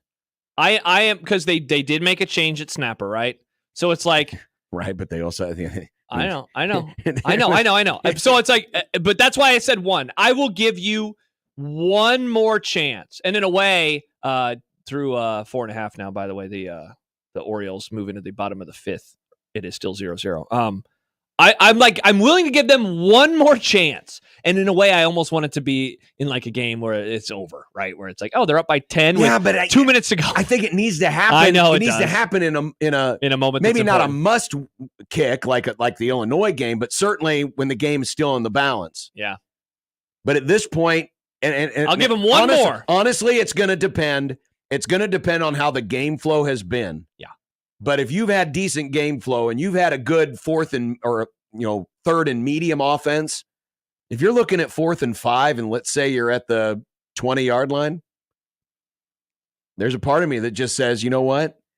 Unless you're past 5 yards to go for a first down, you got to go for it. Yeah. And obviously it's a game flow thing where you kind of get a feel for that, but man, it's hard to watch. It is. It's horrible. It's hard to watch, and I hate to just say, nope, got to throw out the baby with the bathwater. But it certainly looks to be that way right now. Well, now to the running game. And here was Matt Rule on needing to find a way to get the tough yards. We have to find, even the touchdown we scored, but we had to get to 4th and inches to get it in. So if for us, we're throwing the ball around decently. Can we get the tough yards? Can we get the 4th and 1? Can we get the 4th and 2? Can we get the 3rd and 1 without everything having to be a speed sweep? Can we line up and knock you back and go get that yard? And that's the state. As you look at the things that we're not doing well or doing well or what we need to improve upon, it's those hard, tough yards that I'm anxious to see. That makes me wonder, and I don't know if you have the audio coming about Emmett Johnson too, but yes, okay, because that answer and then what he says about Emmett, and we can play that now, I guess, if you want to, but it makes me think that like the game plan is still going to remain similar, where it's like it's going to be early on Dowdell, and that will then lead to Emmett because Dowdell allows like Emmett, and this is I'm gonna take what he says and I'm gonna apply my own opinion onto it.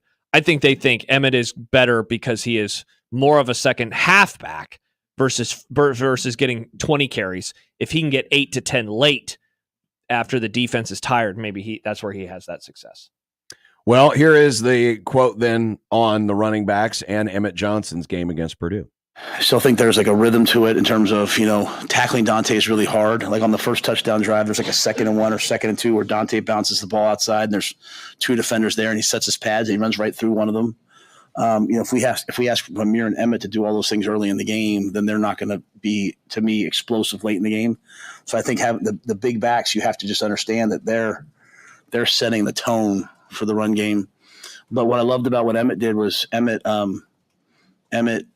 caught the ball out of the backfield. He picked up blitzes, and then the first guy never tackled him. And so Emmett deserves to keep playing. I mean, he was one of the guys we singled out. I mean, you could almost flip the whole idea and say, well, once you got a defense worn out, wouldn't you want the big back in the game? Sure. Yeah. Just to punch the final nail in. So, I mean, you literally could turn that around as well, which is why we knew this coming into the season. This was a running back room with a ton of questions and no real solid answers. And lo and behold, 5 games into the season, it's the same thing. I mean, the good news is, based on where we were in August, Dowdell has emerged as an option. Remember, back in early August, Dowdell was like almost off the radar. It was Gabe Ervin that was getting more attention than Dowdell. So at least the good part is Dowdell has developed into something that, obviously they trust. But you still have a very shaky situation right now where you don't have somebody that will just, can go out there and get you those yards when you absolutely need them. And so I'm not surprised that this is the situation that we're in right now. I personally, I would prefer just, hey, let's go with the hot hand. Emmett had the hot hand. Let's see what he does. He's only averaging 4 carries a game. I know, but what's his yards per carry? It's like 8.5, right? Yeah. Yeah. I just some want of that to see could play into the whole, 100%. Hey, we're using Dowdell to soften him up, and Ramir comes in certain situations, but I want to see more Emmett Johnson. I do too. I just want to see it. I want to see what happens. I want to see what happens when he can get a lot of carries. And it's very possible we're going to get the exact same result. It's going to be a slog between the tackles. Yeah, 100%. The other part of it is how they might design a few different things. Against Illinois, they did have some success when they put players in motion and got some wham blocking going on, especially with the tight ends. You could certainly mix in a little bit of that, but the last thing you want to do is get predictable by either A, the personnel you have on the field, and it says, well, this is the run personnel and this is the pass personnel. And the other part is you want to be able to, at some point, as any football team, you just want to be able to run downhill and push the other guy downfield. Mm-hmm. And that's where Nebraska has issues right now, in just being able to do that. And I'm not sure if that's going to change a whole lot, as the Orioles are threatening in the 5th, 1st and 3rd with 1 out. Yeah, well, I couldn't tell who it was, but overplayed a ball that was hit out, I think, into left field. And now the Orioles have runners on the corner with 1 out in the bottom of the 5th. But yeah, I'm not kind of like special teams, certainly not as bad. I'm not trying to make it out like the running game is horrible, but it needs to be more. It needs to be better. It needs to be more because, we were talking earlier, you were talking about the yards per play and how it's, it's 47th. It's top 50. It's better than it was last year. By like a yard and a half. Yeah, last year it was 6.3 if we're rounding up, and this year it's 5.1. No, the other way. This year it's 6.3. Last year it was 5.1. Is that what you said? You said last year it was 6.3. Right. This year 6.3. Last year 5.1. Yeah. So they're over a yard better. But okay, over the last 7 games of the season last year. So all Big Ten teams, sure. The average was only 4.5 yards. Yikes. And what have they been the last 2 weeks? Now, the last 2 weeks, against Illinois, they were at 5. Last week, they were at 7. Okay. Second best of the season. So they've averaged 6 yards a carry last 2 weeks. As you go down, it's going to get harder. Rutgers better defensively. Indiana, a lot of their headlines have been on offense. It'll be certainly interesting. Ohio State. Yeah, monster defense. Southern Cal, better defense. UCLA, not so much. Wisconsin, Iowa, certainly good defense. But just know that to maintain that 6.3 that Nebraska currently has, it's going to be a lot tougher sledding. Yeah. And the running game has to make up some of that. Definitely. Dillon can't do all of it in the passing game. And this is the running game we're talking about after 5 games when they have theoretically played the easiest part of their schedule. Yeah. using air quotes so as not to offend anybody. They definitely have, though. Travis says, I like Emmett in the second half when a defense is getting tired. He can already make guys miss. Mix that with his fresh legs and defense with some tired legs. Missed tackles become more exaggerated. Here's my question to that. Okay. Is Nebraska making teams tired up front? Remember, this team famously had a 48-play game against Northern Iowa that they won, and last week they won with 59 plays. So it's not like Nebraska's, they're not grinding out 80 yard they're or not, 80 they're play not on the games. field very long. Yeah. They're not. They haven't been on the field particularly long. Defenses have not had to defend a ton of plays. Now, certainly, they've had to defend a lot more of the field because of Dillon and the receivers and the ability to stretch the field. But in terms of actual raw plays, it's not like Nebraska's wearing teams out from that standpoint. Mm-hmm. So we'll see. I mean, it sounds like that's the philosophy that Rule and Satterfield and Barthel want to go with. But will it be an effective one? When we come back, the hot take market. Ooh. Let's see. I've got a little something on Georgia. Oh, me too. And a little something on America's team, Indiana. I have something on the Heisman Trophy. Oh. By the way, I thought we agreed not to talk about that. Well, I know Reagans Michael gets out of the inning, by the way. In the big. Did they get a second strikeout in a row? Is that how they ended the inning? Yes. They had 2 in a row. Baseball. Purdue last week, by the way, 5.5 yards per carry allowed. Rutgers this week, 5.9 yards per carry allowed. So another porous run defense that Nebraska, in theory, should take advantage of. Allegedly. Should take advantage of. USC, 111th in rush defense this year. So they still have some bad rush defenses upcoming moving forward. But can they take advantage? Exactly. Can they take advantage? The hot take market next on 1620 The Zone.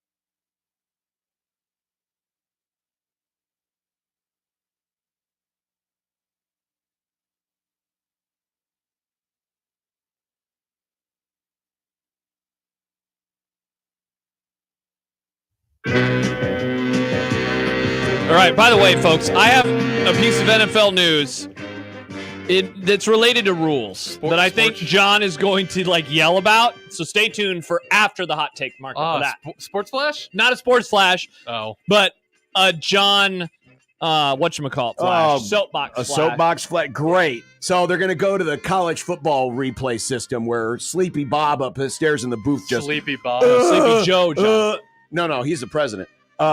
Just buzzes down. Let's go ahead and review this one now. I'm excited for your reaction. God, you want to start or you want me to start? Well, I'm already on my soapbox, so here How we about go. it? Now, is this going to be a hot take or is this going to be one of your weird opinions that you just use to soapbox about? It's still a hot take. All right, what is it this time? Georgia will be the team that draws the hottest argument come selection time. Here's why. Georgia's already lost. Yeah, they have. They still have Texas, Ole Miss, and Tennessee left on the schedule. Right now, ladies and gentlemen, Kay Ford has Georgia at 9.2 wins. 38% chance of a 9-win season. Oh, that'd be fun. Fun. 9-3 Georgia. No. 9-3 Georgia. Oh, there'd be takes. Will be the hottest argument about inclusion into the playoff because you'll probably have a few 10-2s in there from other conferences, maybe even 10-2s from the SEC. Though, if they did lose to both Texas and Tennessee, certainly lose tiebreakers there if they believe in such things. But I believe that Georgia, by the end of the season, will be the team that draws the most arguing about why they got in or should they have gotten in, because their schedule's brutal. Their schedule is brutal. Yeah, Severe says they probably get in with 9 wins. I do also think that they will get in with 9 wins. But that means there's a very, very, very good likelihood there will be at least 2 or 3, maybe even 4 10-win teams that get left out. That will get left out because of it. I don't totally hate this one. It's just more I'm trying to game it out because, people will get mad about it regardless. But I'm trying to think if there's going to be another section of teams that people will argue about more. It's a good one, though. Along those lines, hot take, I'll go with the one I can be talked into first. Because my take from the game, that again, I can be talked into, I'm not going to go there all the way, is that actually Saturday showed that both teams have warts and are not the obvious best teams in the country. I was a little surprised to wake up I was already up on Sunday when the AP poll came out at noonish. And Alabama had, 40 first-place votes? Yeah, I don't remember what the total was. They had well more than everybody else. Ohio State had some. Texas had some. I think that was the other. I think Texas had 16 and Ohio State had maybe 3. Bama goes up 28-0. They are dominating. That shows that Georgia has a lot of problems. Meanwhile, though, Georgia comes back. They actually take the lead. And we're just okay with making Bama the obvious number 1 team with a bullet? I thought Michigan doing what they did and say what we want about, or what did I say, Michigan? Texas doing what they did to Michigan. And we can say that the Wolverines are overrated, but I thought that was a more impressive, just front to back ass whooping. And Alabama almost... but doesn't it matter who the team is? They almost lost. They almost gave the game away. Michigan is not good. Sure, but they went in there and they whooped them. They dominated them. Alabama could have lost. And so then we would have said that Georgia should be the obvious number 1. Alabama went into Wisconsin and whooped them. They did do that. They did whoop that team. I don't know. Again, why don't I totally believe this? Because they're both really, really good. I actually came away, honestly, a little more impressed with Georgia just for fighting back because they could have totally rolled over. Especially after the way old Carson started. Dude, I think both teams have I think Carson Beck is mid. I think that he is a lesser quarterback than Stetson Bennett was. And the issue with Georgia certainly now, not as good as Matthew Stafford. For now is that they don't have the skill players that they did the last few years. There's no more Brock Bowers on this team. Ladd McConkey, he's also got that's a problem for him. That said, it's only October 1st, so they'll probably be fine. Alert for Connor Happer's underwear. Oh. Bobby Witt just singled in a run. Let's go Royals! Stop! What? Stop! Why am I not That's allowed disgusting. to root for the Royals? Because we're supposed to be unbiased here. This is an East Coast show. I thought you were giving us a warning about this. The Tigers Well, are up yeah, 3-1 now. Yeah, it's a 3-1 game now. Detroit leading Houston with 2 on and 1 out, and both runners in scoring position. Could get interesting. Hot take I can be talked into. Give it to me. Indiana will play for the Big Ten championship. Holy God! Now, whoa! Can you imagine? Was that the impulse buy? No. That's the hot take I can be talked into. Here's why. Now, obviously, it requires Indiana to win every game except Ohio State. Right? I'm not going to get ridiculous here. So they would be 11-1. Okay. Their schedule. Yeah. They have Northwestern win. Nebraska loss. Washington at home. At Michigan State win. Michigan win. Then Ohio State, then Loss. Purdue. Wow. It's a manageable schedule. The possibility certainly is there. Now, of course, the argument is, well, what if Oregon is 11-1, or what if Penn State is in there? The tiebreakers. Well, I did look at some tiebreakers. Okay. And this is where it kind of bites Indiana, because one of the tiebreakers, because there's not a head-to-head, is the win percentage of the Big Ten opponents that you played. And because theoretically Indiana could have the weaker schedule, that might cost them. But if Penn State were to stumble, if Oregon were to stumble, I could be talked into Indiana getting a rematch with Ohio State and playing for the Big Ten championship, which would only be 2 weeks after that game, by the way. Oh, wow. Because it's the second to the last game of the season. And is it in Columbus, or is that game in Bloomington? It's in Columbus. Okay, so the next one would be, they'd have a lot of fans there. Travis says, you, John, no. It's going to be interesting to see, because I think you and I think Indiana's fun and cool, but people around here are going to hate them in a few weeks when Nebraska plays them, because their coach talks a lot of junk, which I appreciate as a content person, but that'd be interesting. All right, hot take, John, that I believe. If Colorado goes 7-5, Travis Hunter is going to win the Heisman. Oh. I could be talked into it happening if they go 6-6. I think that he is proving that he is the best player in the sport. And you know what we're seeing right now? We are seeing old-fashioned bullying from people who watch the sport, basically calling out all the idiots that do vote for the Heisman that don't pay attention. And everyone's trying to let them know he is the best player. We need to appreciate this guy. I don't care about the Heisman anymore, nowhere near as much as I did certainly when I was growing up. But I know that you have felt the same way ever since Ndamukong Suh did not win the award. But this guy and what he is doing, it needs to be appreciated. And I think that it will be. I don't know if we appreciate him enough, mainly because of where he plays, because he plays for the Colorado Buffaloes, and it's a circus there. But this guy's incredible. He's doing something that we never see, and he's doing it at a high level. That's the part that still blows my mind. I was looking at some basic stats today. He is tied for third in touchdown receptions this year. He's fifth in the country in receiving yards. He had the great play at the end of the overtime win over Baylor to knock the ball loose and to win them the game. He does it all over the place. And so I think if they get to 7-5, I don't think it's going to matter. This is going to, I don't know if I would say like if they get to 5-7, though I think that they're going to win more than that. But this is going to be Paul Hornig-like, where it's going to be on a team that has no claim for a national championship or no claim for a conference championship. But I think people are going to appreciate him. I think he's going to win the Heisman. I wish I would have bet on it when he was at 13-1, because I have to imagine the odds are lower now. Couple of quick impulse buys. All right, I've already said this many times. Michigan's about to get bounced in a big hurry. You're just wishing for this to happen. No, I'm not. This isn't a hot take. Everyone thinks they stink. They're number 10 in the country. That's how it works. No, not everyone thinks they stink. Most people agree with you. But when you think about, I think this week they lose by double digits to Washington. Okay. And then they got Illinois. They still have Oregon left. They got Indiana left. And right now, according to K4, the chances of Michigan beating Ohio State are 6%. Man, that'd be so funny. That would be so funny.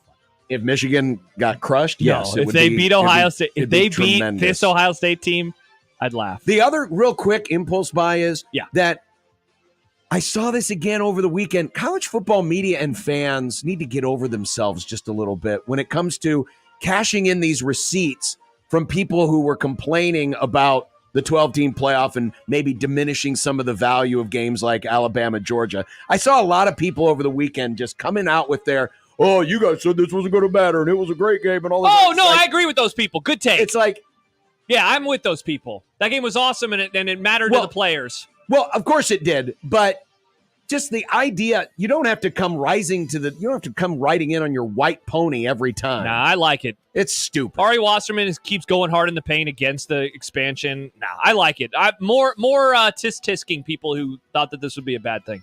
I'm all in on it. Ari's an idiot, and so are you. Ari's a friend of the Grum. When's the last time he was on? When's the last? 3 weeks ago. It was further than that, I think. No, we just had him on when Michael was on. That was the guy we talked to, Ari Wasserman. I don't even remember that now. Well, yeah, because you guys were huffing and puffing after you ran back here. By the way, that's a reminder. This month we'll be at Roncalli.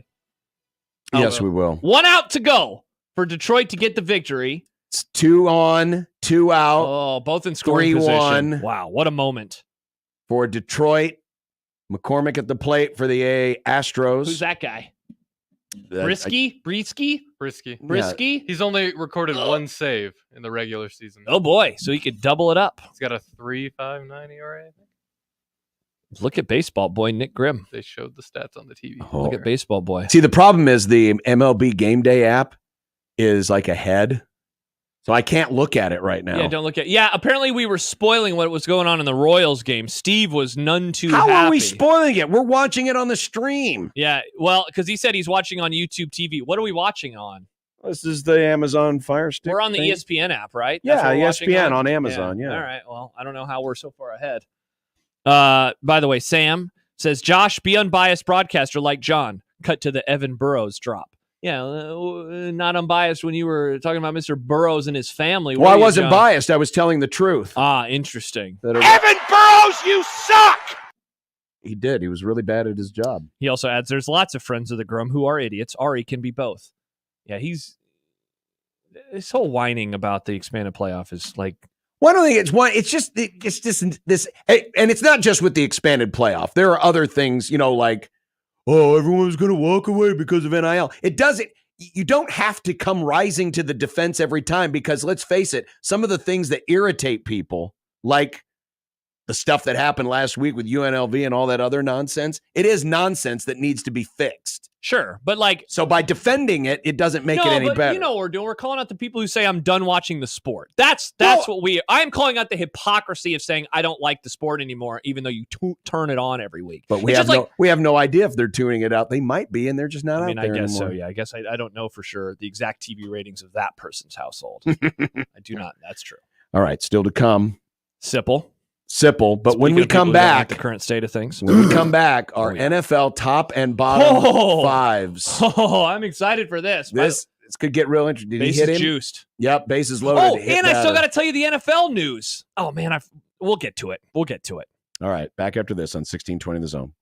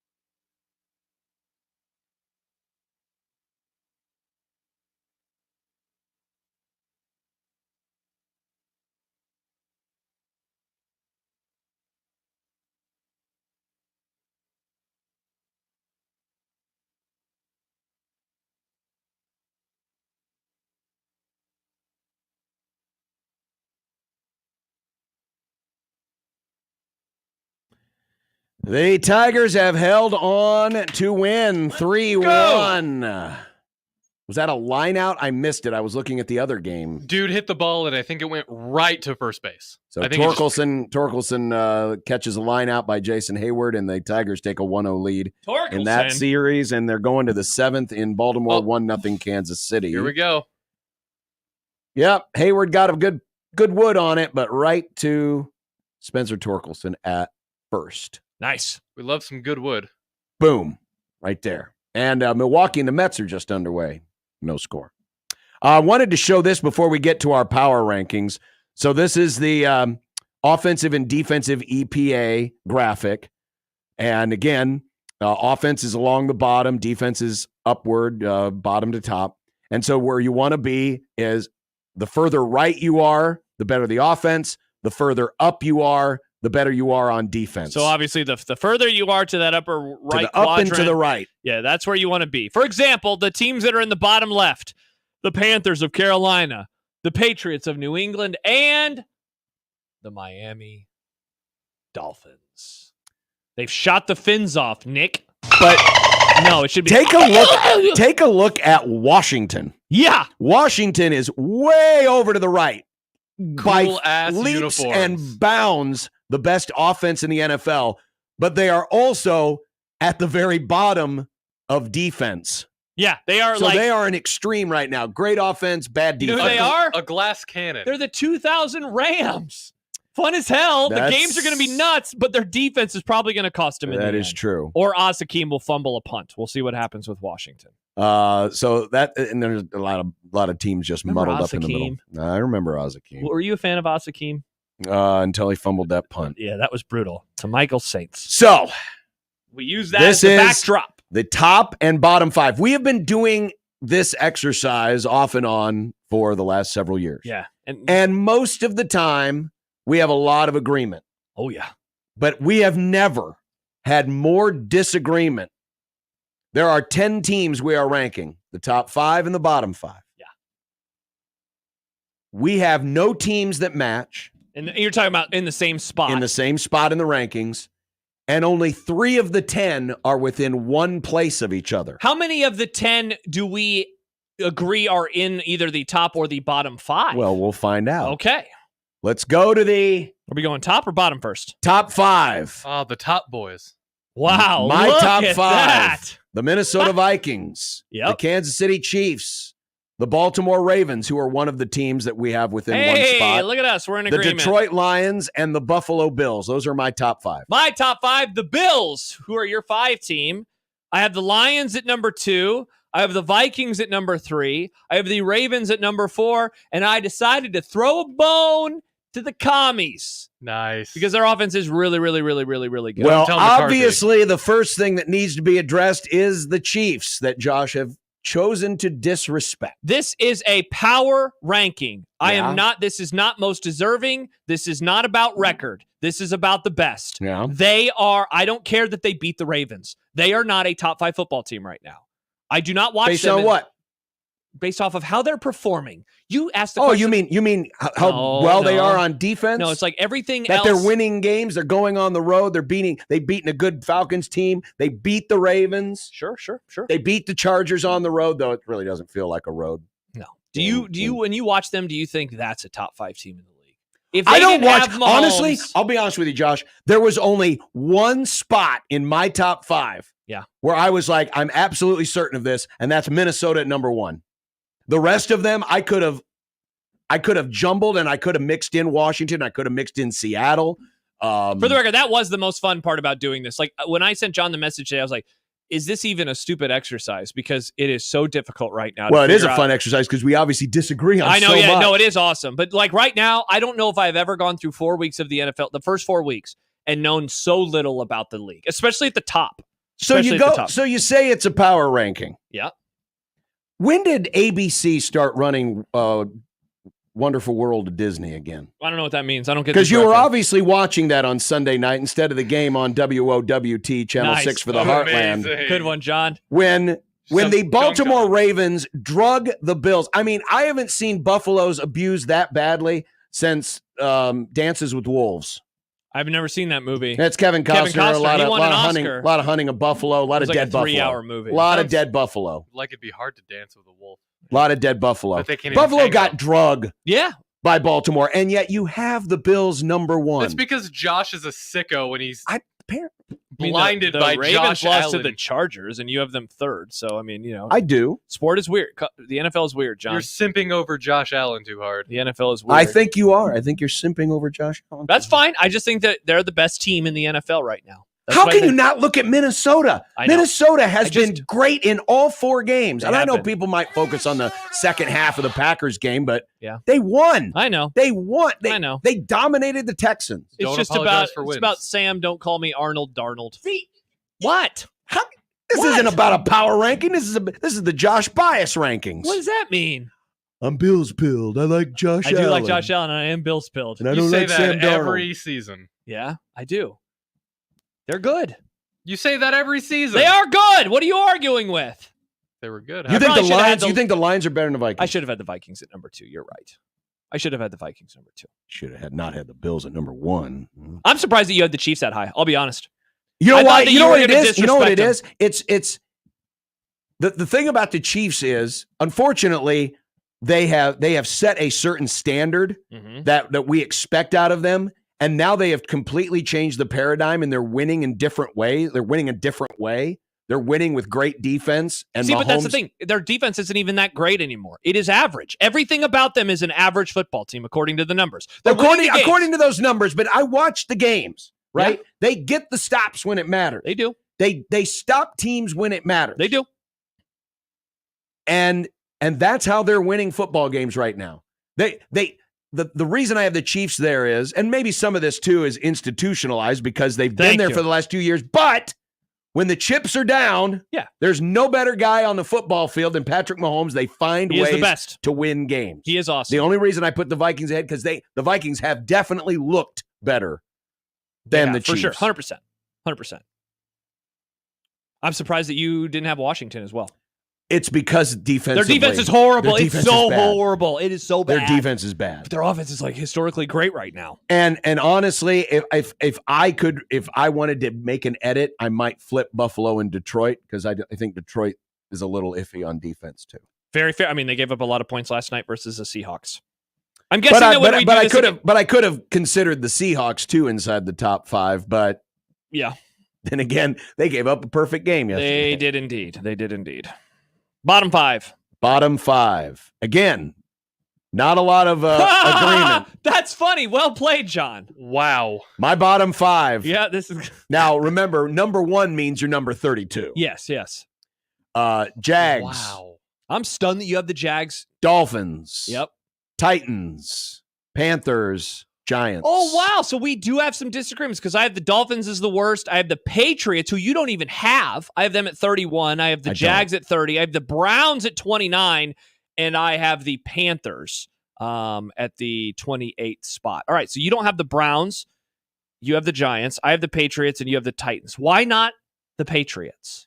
Well, first of all, Patriots took Seattle to overtime, and they beat Cincinnati. I know, but doesn't that just feel like so long It does. ago? It does. So long It ago. does, but at least they have showed some competitiveness. The Jaguars are They're bad. horrible. They're so bad. They are bad. And people are about to get fired. I feel as strongly of the Vikings being 1 as the Panthers being 32. Everything else is up for grabs, but the So real quick, Panthers right or not Panthers. I keep saying Panthers. Jags. The Jags, different cat, are a tire fire. So if the Jags played the Dolphins, you would pick the Dolphins.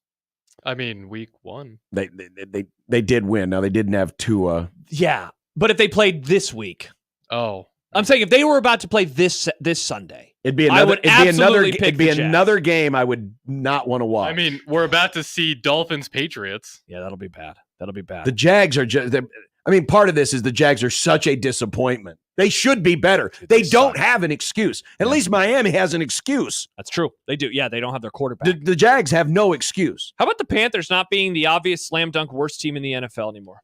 Shout out to Makes a difference when you bring in a ginger. the Red Rifle out there. The couple other teams that we disagree on. So you have Tennessee in here. I do not. You have the Giants in here. I do not. I have the Browns, you do not, and I have the Patriots, you do not. Anything that we want to say? I about would one of those trust four teams? I would trust the Browns over any of those other 5 teams. I mean, They definitely have they're a not better good, defense. but- They're bad. They're just so bad. Deshaun Watson is so bad. So bad. Again, Lots of bad vibes on the bottom again, 5. with this, the scary thing is there's probably maybe 3 or 4 other teams that could be that I could consider. The Rams could be in here. The Raiders. The Raiders could be in here. I mean, they allowed the Panthers to wax them. Who are we forgetting? There's one other team that I feel like we are definitely Strangely, there's nobody else in the NFC South. Yeah, because the conferences or the division's kind of solid this year.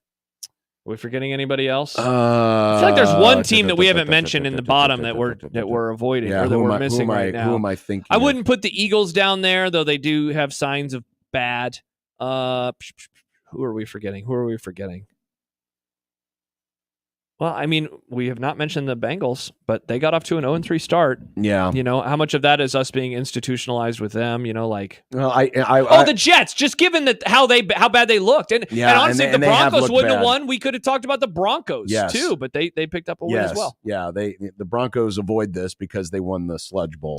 YouTube user says perhaps the worst images on that graphic are the pictures of Josh and John from 2015. That's John in 2016. 2016 outside of Wrigley Field. And I don't have glasses on anymore, so at the very least it's 2018 or 2019 for yours truly. It has been a while since that photo. We have all those photos. We do somewhere. Okay. Yeah. All right. I can't wait to do this every 4 or 5 weeks. Should we do it again at the week 9 mark, Nick? Oh, when are we gonna review our playoff? Oh, that should be fun. Oh my god. We'll save that for another All right, day. one piece of news before we talk to Sipple. So this is according to Mark Mask, who is an NFL reporter for the Washington Post. You ready for this? The NFL and Competition Committee are moving the touchback spot on kickoffs to the 35-yard line to boost returns, but it's not likely to happen, sources say, until the offseason. I have a take. Move the kicker back. Just get rid of kickoffs. No, I don't want to do that, but move the kicker back. Or just go back to the old way. Move the kickoff back to the 25. Yeah, if you really want returns, that would be the way to do it. You don't have to change anything else. Just move the kicker back to the 25. I hate that the touchbacks are different than they were when I was growing up. Or then if you punt it into the end zone, it's the 20 like the old days, but not kickoffs. Stupid. Let's talk to Sipple. On 1620 The Zone.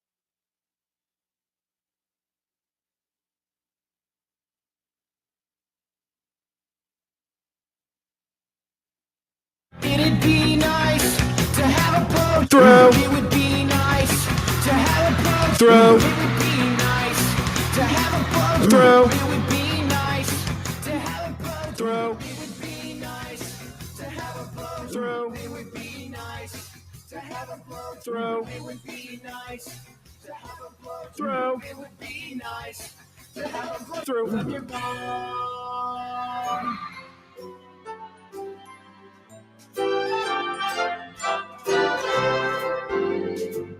Sipple the snowflake is one old triggered soul with reading glasses sitting on his nose and takes that really blow. Sipple the snowflake deserves a mouthpiece to the face. He says LeBron's the GOAT and Steph will choke. Then he runs to his safe space. Hey. We gotta be careful here. He tells us when we speak, but when 10 games air in a day, he thinks that's too many. Oh, Sipple the snowflake says words like mature. He's a blogger now and an honor too, and also really old. They're going to the bottom of the 8th. The Royals lead 1-0 at Baltimore. Let's go. Boo. Oh, And the Brewers lead 2-0 over the Mets in the first inning. Simple, you're rooting for the Royals, aren't you? You work with young Jake, so happy co-host, happy life, as the old saying goes. What are you saying about the Royals? I missed you in the first part there. Are you rooting for him because one of your co-hosts roots for him? I don't root against him. Okay, well, that's not rooting for him. I'm indifferent. Okay. I'm indifferent. Sip's not of baseball. That's true. Oh, I don't know. I'd like to be. Do you have the same attitude about baseball that a lot of us have about hockey? Oh, man, I wish I could get into hockey more watching the Stanley Cup playoffs and then hockey season starts, which, by the way, starts this week. It starts this week, Sip. Hockey's back. And you're like, yeah, I can't invest my time in this. Yeah, it's amazing. I don't know. I think when you're a kid, up to high school, probably you have that kind of time. Yep. And then you just don't. Then you don't. And yeah, no, that's a great comparison. I would love to follow hockey, but how do you do it? I mean, just how I'm not going to do it. I literally cannot imagine how I would try to work that in. Not just to casually watch it, but to actually know the sport inside and out. It seems impossible. Right. So no, but listen, I would not root against the Royals, nor would I root against the Cardinals. I don't know that there's any team gross. I feel strongly enough to root against. Wow. Can't root against evil? Jeez. That's terrible. John, I know you're a Cubs fan, and I know the depths of that rivalry. But even I don't root against the Cubs either. Oh, that's nice. Well, that's nice of you, Sip. It seems like we go week from week, about who the running back should be. It's Emmett Johnson one week. Emmett Johnson's the flavor of this week, yes, certainly, he is. from a lot of folks. But the way Matt Rule answered the question, and we played the audio earlier in the Grum, it sounds like he likes this idea of send Dowdell out there to land the body blows, and then once the defense is gassed, it's bring on, the shiftier, more elusive back. Do you think that's what they're going to stick with, or do you think there will be a change at some point? I mean, it's so hard to say because they could change it in mid-flight. But that's what it sounds. I mean, I think when Matt says that stuff, I don't think he's trying to dupe us. So no, I do think they like the idea of Dowdell early, and then Emmett Johnson kind of as a closer. What I ascertained from the conversation is it's not going to be quite as cut and dry. I think you'll see Emmett more.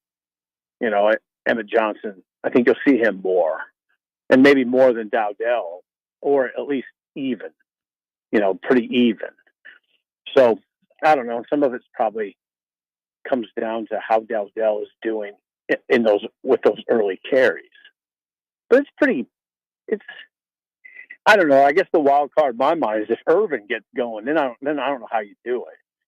3 seems pretty manageable right now with early Dowdell. You know Ramirez's role is pretty evident, and then you kind of, I don't know. I guess Emmett Johnson is a sort of a closer, but you can use him early, and that all makes sense. Now, what happens if Irvin gets going? That's when I don't know how you do it.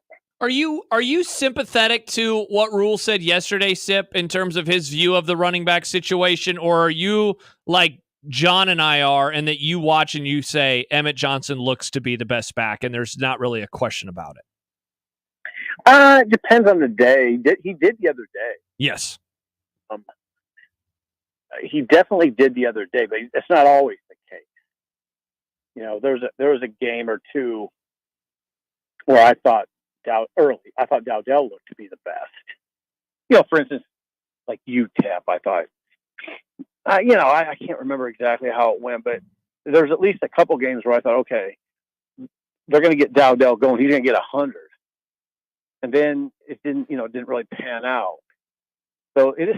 I don't know. It's just they just got 4 good backs, and that's what it is. And sometimes there's going to be probably one that looks better than the others, but I don't know that means that that's just the way it's going to be. I think that's what everybody kind of wants. They want some order. I think we all sort of are, most human beings just want some level of order. Yeah. And I don't know if you're going to get it in this case. Is Ja'Cory Barney the new Wan'Dale Robinson? No. Oh God, I don't know what you mean by that. Oh. Well, I mean, just he's just he's obviously going to be a part of the running game. Maybe not in the same way as Wan'Dale, who at times was actually used as a running back. Yeah. But just the utility knife, could you see him developing into that, even more into that utility knife role?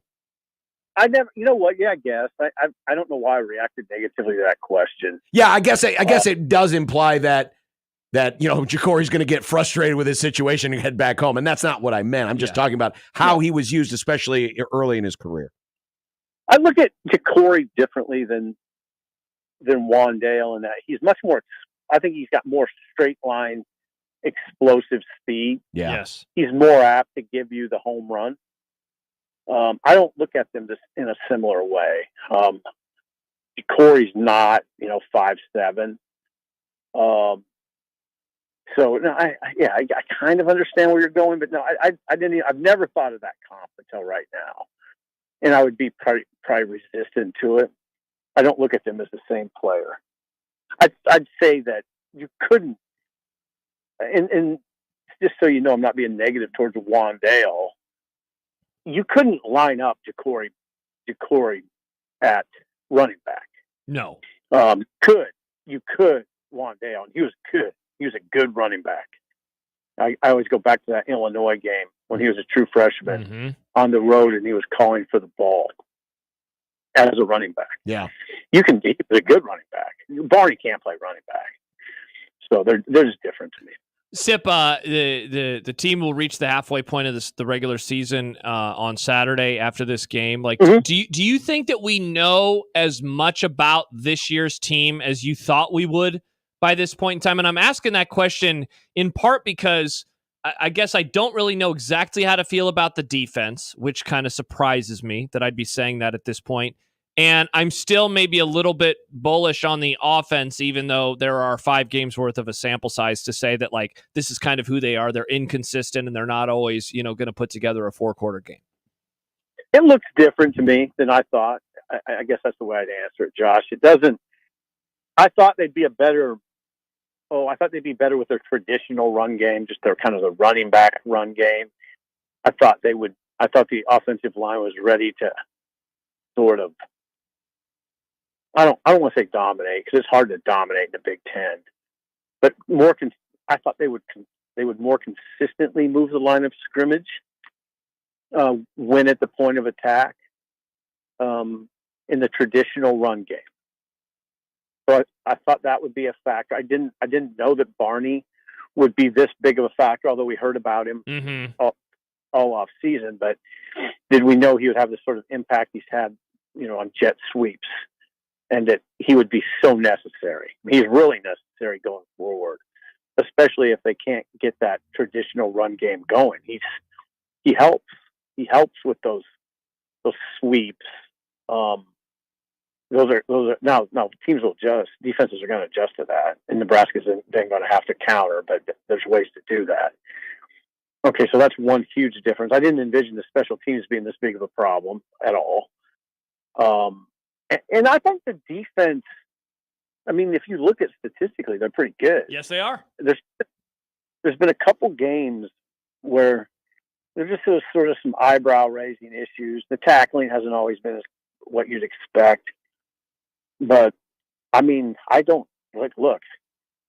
They played really well. I thought they played well on Saturday. So they're kind of, I hate to put it this way.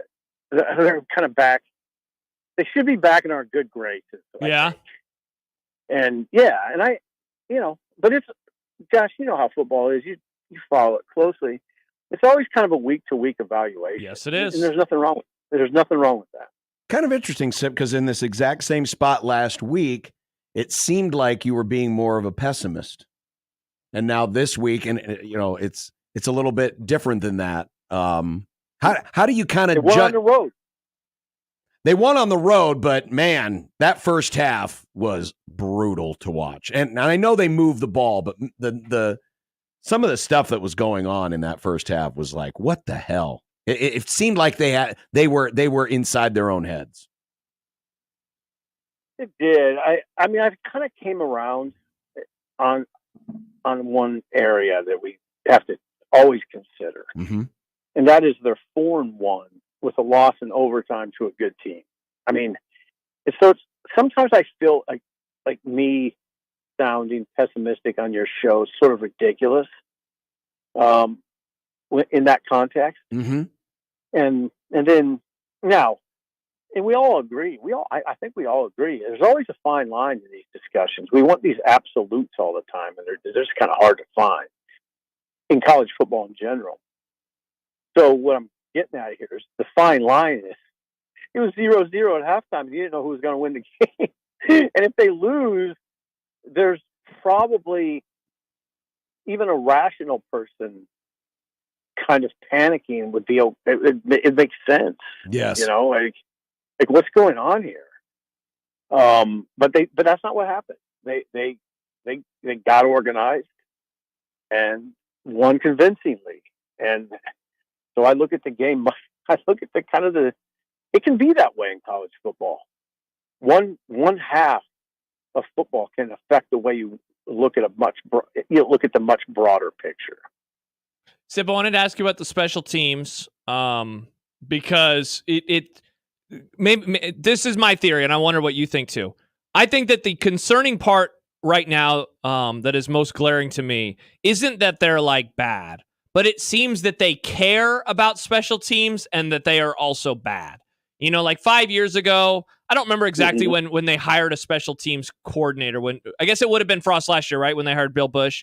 But remember the discourse before that? It was like they don't care, and they're showing they don't care by not having a full-time coach. They do have a full-time coach, and it's not even.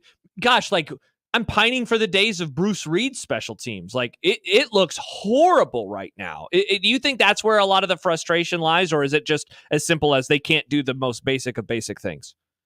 I mean, it's not. Do you feel like it's horrible across the board?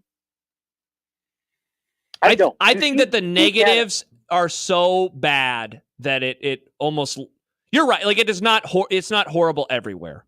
That is true. No, it's not. Buschini, for instance, had a great day on Saturday, as Rule pointed out. The punt returns are still generally substandard, but much better. I mean, they're better. They're better than terrible. They've made a step in the right direction in punt returns. Kickoff returns are just kind of a non-issue.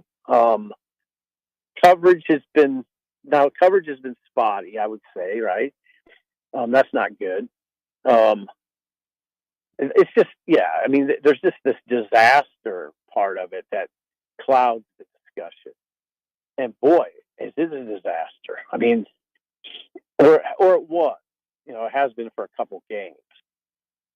I'd like to think they get it straightened out, but I'm just going to say that. I'd like to think it's something that you can salvage, and that pretty soon it's just okay. But it's got to be pretty soon. I mean, we're about halfway through the season. Yeah, it's got to be pretty soon. And I don't. And some of it's complicated by Tristan Albano's injury, which nobody which you can't really control. So there's some complicating factors. I know it's disappointing. It's cost them already, and it could cost them again. Yeah.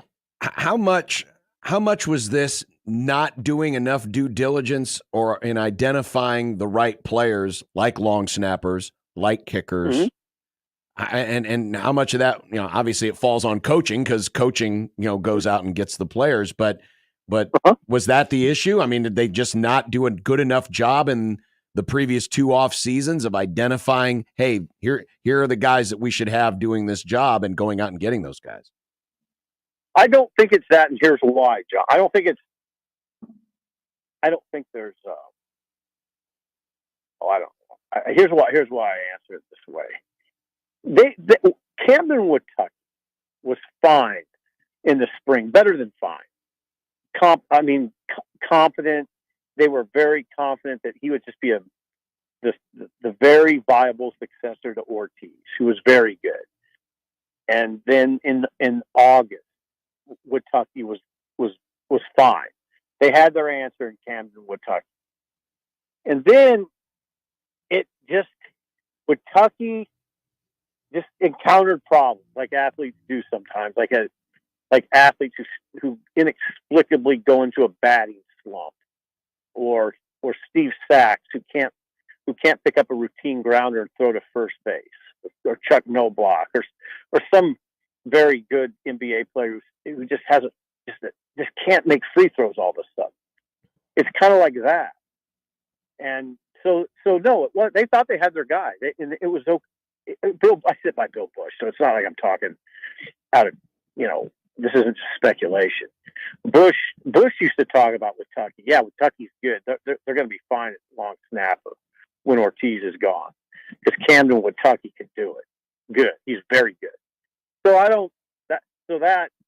and then, they had Albano. I mean, they thought they had their guy, and then Albano, of course, struggled and then was hurt. Now, could you take issue or question that they didn't have a sort of a viable backup? Probably unfair to John Holt, because John Holt, at least 3 of his missed field goals, he's missed 4 in a row, at least 3 have been bad snaps. So I don't know that I would say John Holt's a huge issue until he gets the chance to kick in some sort of I'll say normal conditions. Well, on top of that too, I would add, because you asked the question, should they have had a viable backup? Like, in a sport with this many teams, I mean, not everybody even has viable starters. So to expect to have 2, good kickers, I think is kind of difficult. Yeah, it can be. I think you're right. What makes the conversation interesting to me is it should be easier nowadays for certain teams, to be in okay shape all the time because of NIL. You can afford to pay. Like at Nebraska, you can afford it. Sure. Not at all. There's places you can't, but you can lure, for lack of a better word, a viable backup kicker, with a nice NIL deal. So the NIL complicates it in my mind, because then there's really no excuse in a place like Nebraska not to have, I'd say, a very good kicker. And they thought they thought that Albano was that guy. Yep. And then, of course, he had a kind of a shaky first year, and then now he's hurt. So now I don't know. So all of that I used to come to the conclusion, and I don't think it's necessarily this coaching issue that they fouled it up. I don't think it's that. I'm going to guess by the tenor of this conversation, because we asked a poll question of our listeners yesterday, Which of the two extreme scenarios is more likely over these next two games? 2-0 or 0-2? I'm going to guess you're a 2-0 guy. Yeah, I am a 2-0 guy. I really like the chances this week. Another really hard game, though. Yep. And then a really hard game at Indiana. They're really hard games. That's but we always talk about this. That's the way it is. And they got to. I don't know though. I just think you got to. We're in this kind of weird time. It feels weird here anyway, where people kind of long for, just Nebraska shooting into the top 10, or something happening like Indiana right now. And it's just, when it doesn't happen, it seems like there's some frustration. I got to keep reminding myself just to pull back. They're pretty good. Nebraska's pretty good. I mean, you can, if you, one way I do it is if I was a defensive coordinator, I'd look at Nebraska and say, this is a headache. They got a lot of guys that are pretty good. Now, if I was an offensive coordinator, it'd be the same thing. I'd be like, geez, this isn't going to be easy. So Nebraska's a pretty good team. And I don't know, sometimes I think we're looking for something that maybe is not realistic right now. They're certainly a headache because it makes a difference when you've got a guy that can deal the cards. Yeah. And they do have that. He's got weapons. He's got weapons. He does. There's a lot of years where I would fret over the lack of this. I know I keep calling it a traditional run game, but I don't as much because they have a lot of options on that side. And I do trust Dylan. If he has to move the ball down the field with a combination of short, medium, and longer routes, he can do it. And they got, and again, I just don't want to make this a Dylan discussion. They have several players that are good to throw the ball to. In fact, they have so many that there's a couple that I'd say it'd be nice to see them have the ball in their hand more, but you just can't do it. You can't get it to everybody. But, Nayor, Banks, Fedoni, Jalen Lloyd, Carter Nelson, Barney, Carter Nelson. I mean, I've even put Ramir in that category a little bit as a receiver. So, yeah, there's a lot. And they're doing a good job of spreading the ball around. Well, Sip, it's homecoming this week, so welcome home. I don't think that's for us. We're grads. Yeah, it should be. Yeah, we are grads. Yeah, we all got diplomas. I'm hoping that at halftime that they announce all of our names. Oh, that'd be fun. All the grads. Time for all of the living graduates. All the graduates in the stadium. Stand up and shout. I hope it doesn't happen, actually. But they'd have to do it in a real, just sped up tape. Oh, yeah, just do a roll call on the big screen. It'll be fine. Yeah, just have it the whole time. Yeah. The whole game. Yeah. It'll be perfect. We'll do it during instant replay reviews because God knows there'll probably be 18 of those on Saturday just because they're canceled. Yeah. Let's not talk about that. No, I'm not. This was a fun. Yeah, good point, Sip. Great Bye, point. Sip. Thanks, Sip. Well, see you later, guys. Steve Sipple of HuskerOnline.com. I don't think it's just to go back to the special teams. I don't think it's just the kicking or that, everything, something. Net punting has not been good. Yeah. Look at the SP plus numbers. I looked it up yesterday. It was, I think, 130, 131. It's not very good. Yeah. K Ford's got him 132 out of 134. That's pretty much dead ass last. Yeah. Jacob, please stand if you've got a degree from UNL. That'd be great. I'd stand. You would have to stay seated, Nick. I would, because I went to Iowa Western Community College. Yeah. Great football program at Iowa Western Community College. You're in your 90s Go era Reavers, right now. sails up. Can't wait to see who your Bill Callahan How many is. rings has Nebraska gotten in the last 5 years? I said I can't wait for your Bill Callahan era, Nick. That's all I'm saying. It's going to be funny.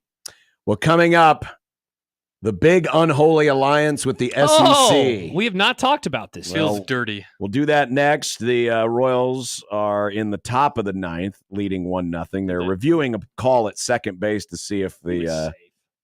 he was safe. You are... Where did this hatred come from? I've never liked the Royals. Ever. Man, you are I've never liked them. You're a mean person. I've never liked the Cowboys. That makes me a great person. No, it makes you a meaner person, actually. You should root for both teams. No. Go never. Cowboys, go Royals. God, My disgusting. favorite baseball team. Go Royals. You should be treated like the Bills were treated by the Ravens. Wow, rude. I can't believe the superior Ravens to the overrated Bills. Nice. It's weird. Shane left, but it's like he's still here. In what way? Well, you're baseball Shane. That's a great point, Okay, Nick. Don't ever Baseball Shane. Don't you ever call me that again. Don't you ever call me that. Baseball Shane. Don't shake hands with Josh. Nice. We'll be back after this on 1620 The Zone.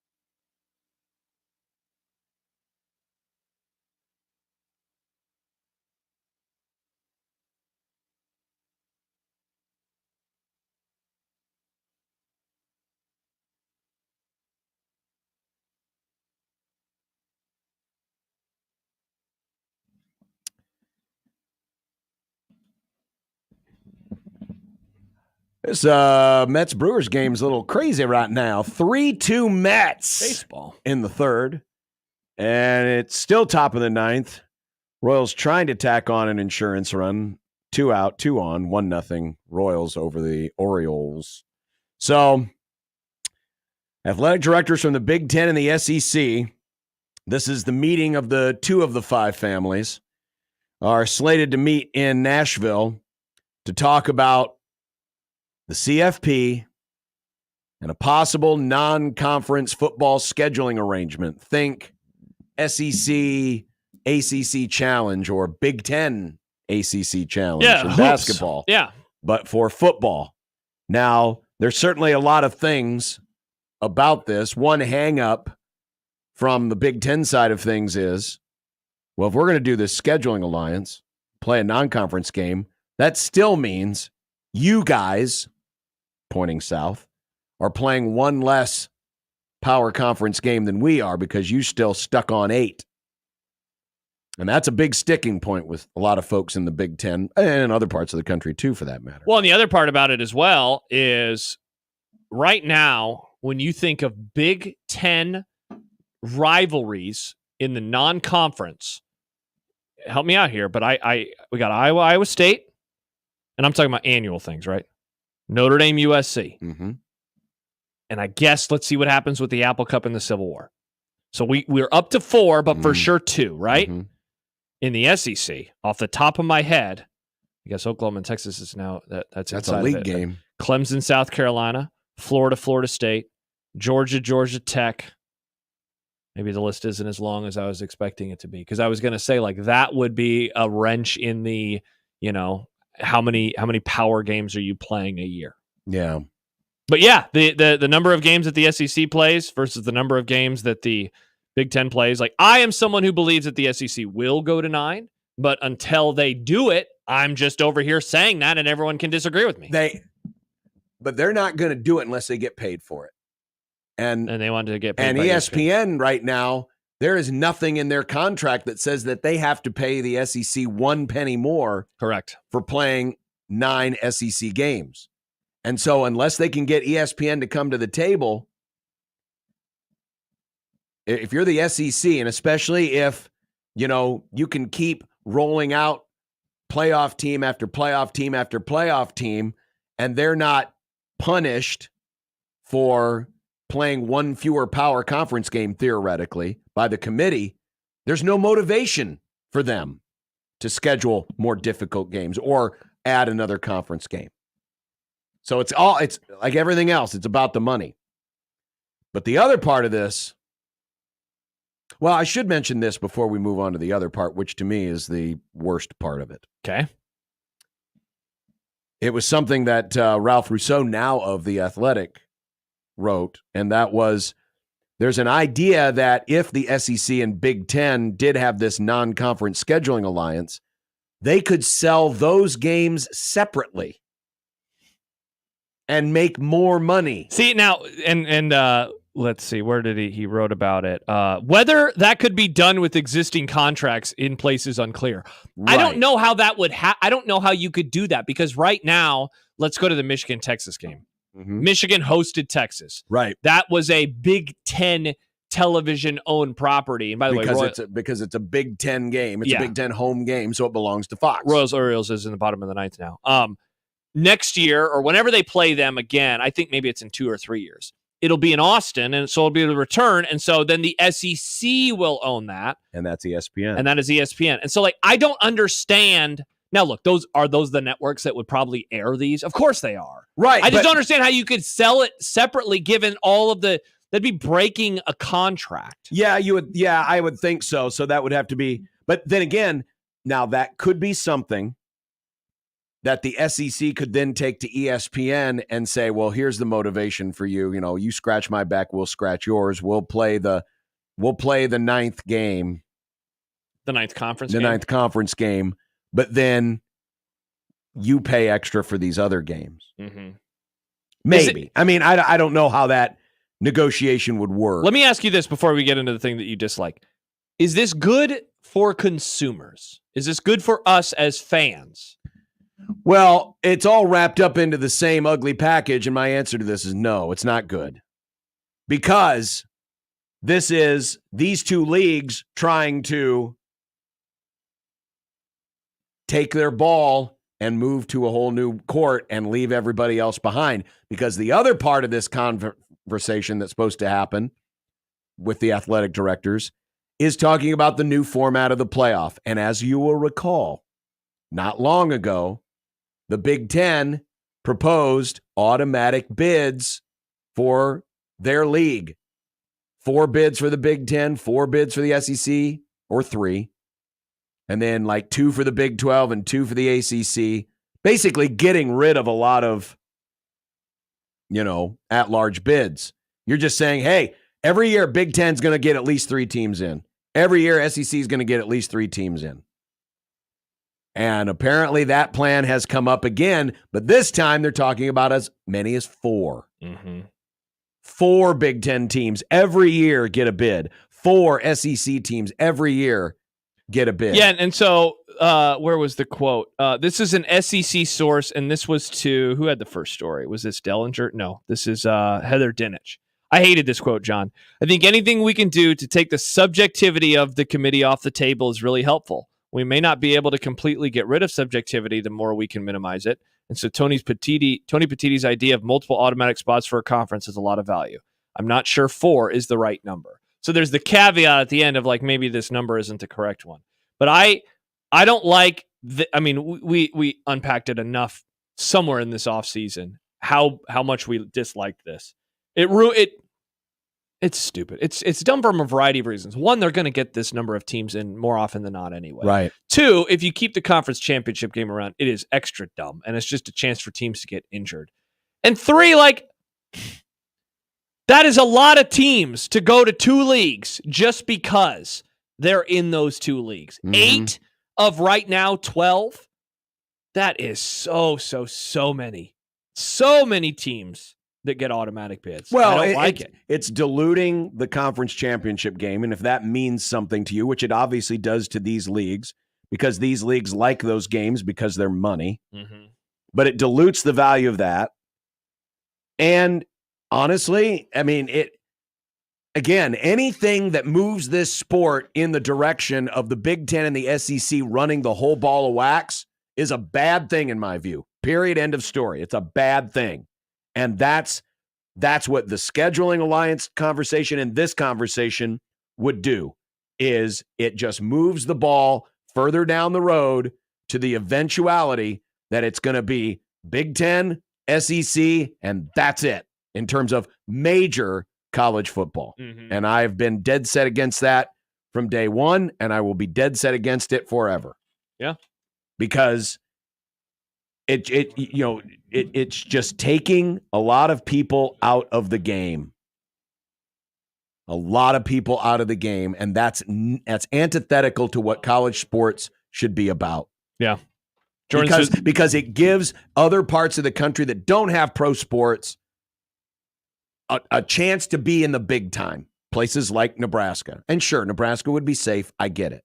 But there'd be a lot of other folks who would be left out in the cold, all for the grand brands. And here's the other thing. I was thinking about this the other day. The Big Ten, and it's a great television contract, don't get me wrong. Kudos to the Big Ten for getting this signed. Yeah. But do they have enough quality teams to deserve the time slots that they have or the exclusivity that they have? I mean, here's a stat for you. I saw it this morning. NBC started last year with their Big Ten Saturday night. They have had one game decided by one score. Wow. And that was the Nebraska-Wisconsin overtime game. Wow, and that was 2 bad teams last year. Yes. Wow. This week, big noon kickoff is UCLA Penn State. I get it, 2 brand names, but that is a bad game. Yeah. And we want to guarantee these leagues automatic spots into the playoff. Yeah, it's like, how many Big Ten teams do you trust right now? You know, maybe for sure 1, and then depending on how you view Oregon, you're up to 2, and then after that, it's like a bunch of teams with question marks. Right. And like, are we being too deferential to the SEC to say, yeah, with them it's 4 or 5? Like, Ole Miss just lost to Kentucky. Again, I know it was a classic, and maybe I'm an idiot for saying this, but I mean, Bama blew a 28-0 lead, and Georgia gave up 28 points in the first quarter. Like, those teams have warts too. Nobody is perfect, but it is an interesting point. That's nuts. I had no idea about the Big Ten Saturday night thing. And of course, finally, they're going to get they're getting the matchup that they paid all that money for in a week and a half when they get Eugene. When they're going to Eugene and Oregon hosts Ohio State. Like, congrats, that is, NBC. Here's your one yeah, game. they seriously. And CBS they had the Michigan USC game. And so it's like, shout out to you. You get that game. But, you never get access to Ohio State, Michigan. And that in terms of that matchup in particular. And, some weeks you get Ohio State versus Akron. It's like, congratulations. And it's just the funniest part to me, man, is that, CBS for years, they had the game of the week. They had the game you wanted in college football in the SEC. And now they're going to do Notre Dame at Purdue. It's like, wow, you have taken a big step back in the games you used to do. Well, that'll be happening next week. Not sure, it's just at the talking stage right now, but trust me, it's these moves are coming. One quick question from KD. He says, since ESPN has all the rights to SEC games already, why would the 9th game warrant more money? They already have the rights to every game. It'd be more money because it would be one extra guaranteed power versus power that they would control, because it wouldn't be a home and home versus a team that in theory, they would control all of them. They would control all of them. So it's just one more good on good game. Yes, it guarantees you one more conference versus conference, which more valuable. Which sells more than Alabama versus Mercer. Austin P. Yeah, exactly. Those types of teams. Well, coming up, it's content time. What do we got? What did Nick write about today? Because he never sent the questions to me. Nick, come on, man. I wanted to do my song over the break. You're making your thumbnail. The passing of Pete Rose will be involved, I'm sure.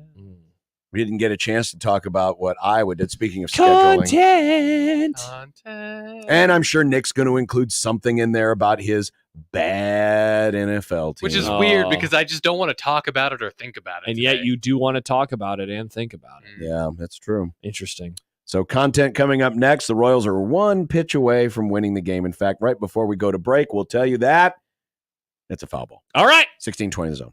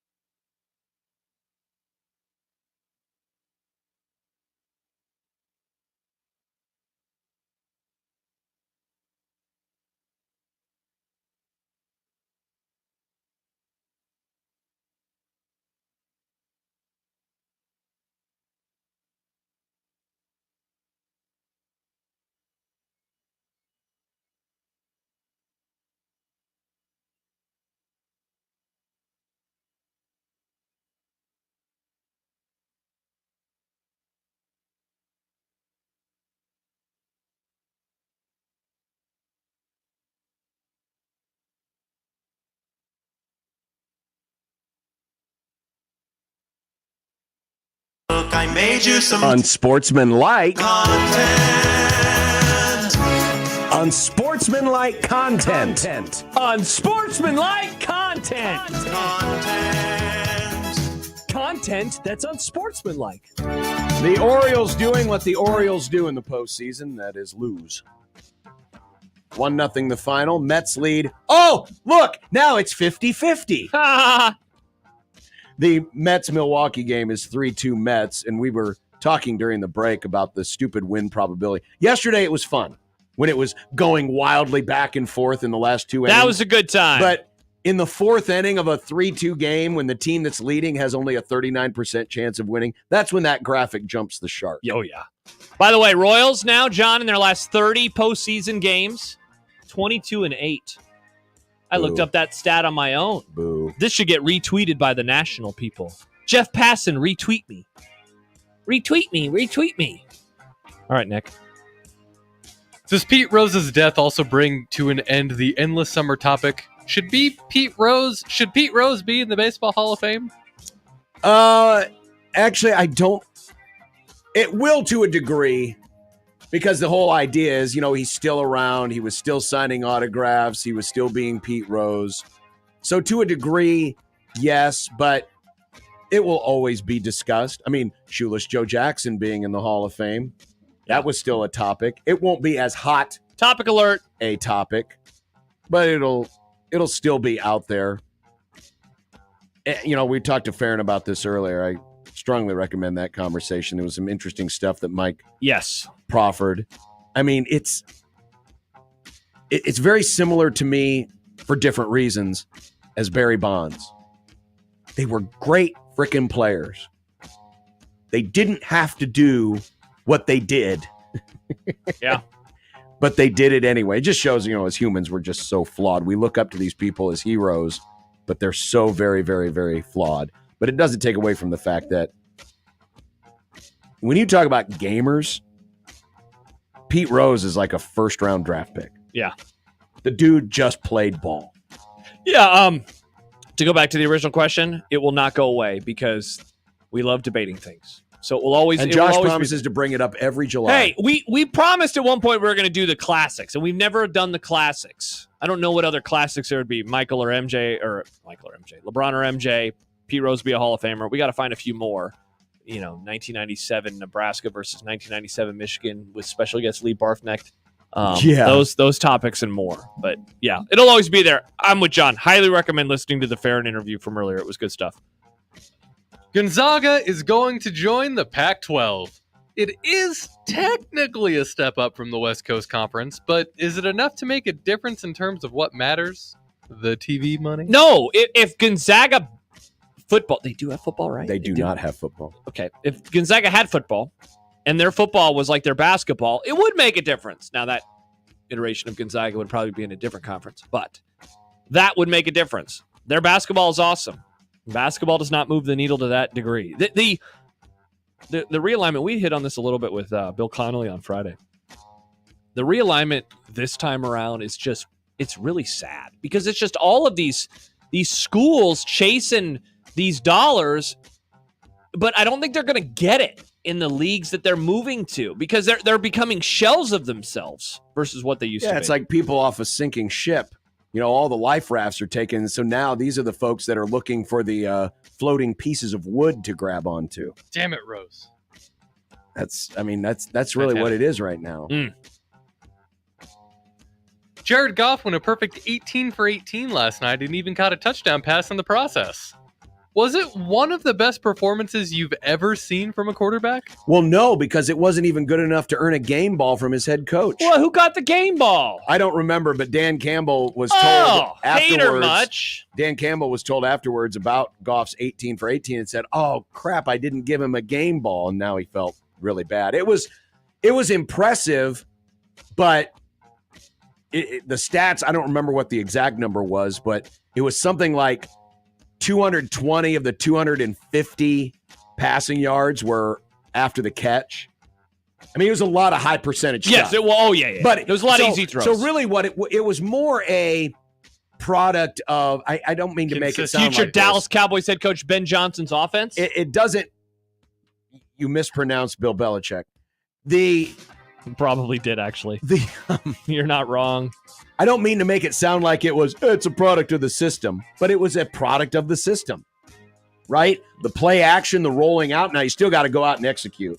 But that's what really stood out to me was, man, they are cooking. And when you can run like they ran last night, it just opened everything up. And Jared Goff went out and delivered. But is it one of the best performances I've ever seen from a quarterback? No, but it was a great team offensive performance. Yeah, I couldn't agree with you more. The cool part about it, in my opinion, is that he also had the touchdown catch, which was just great.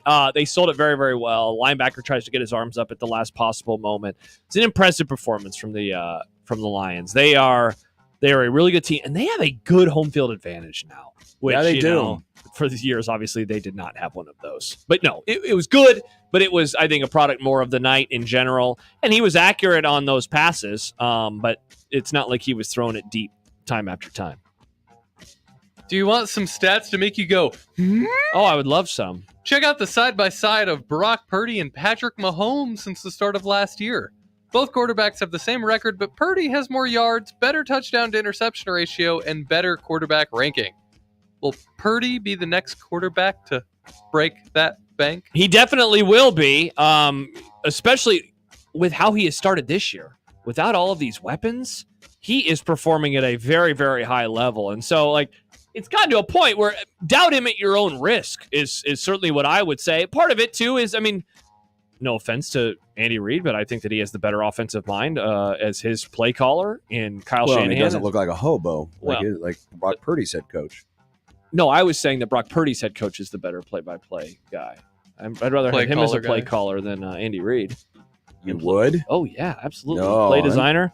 I'm taking Andy People Reid. who know ball, John, would pick Kyle Shanahan's offense. People who know ball is Andy Reid flashes 3 Super Bowl rings in your face, and Kyle Shanahan has... I'm living in the present, John. Has, 2 runner-up appearances? 3. Well, if you count the OC one. Yeah, and how did that go?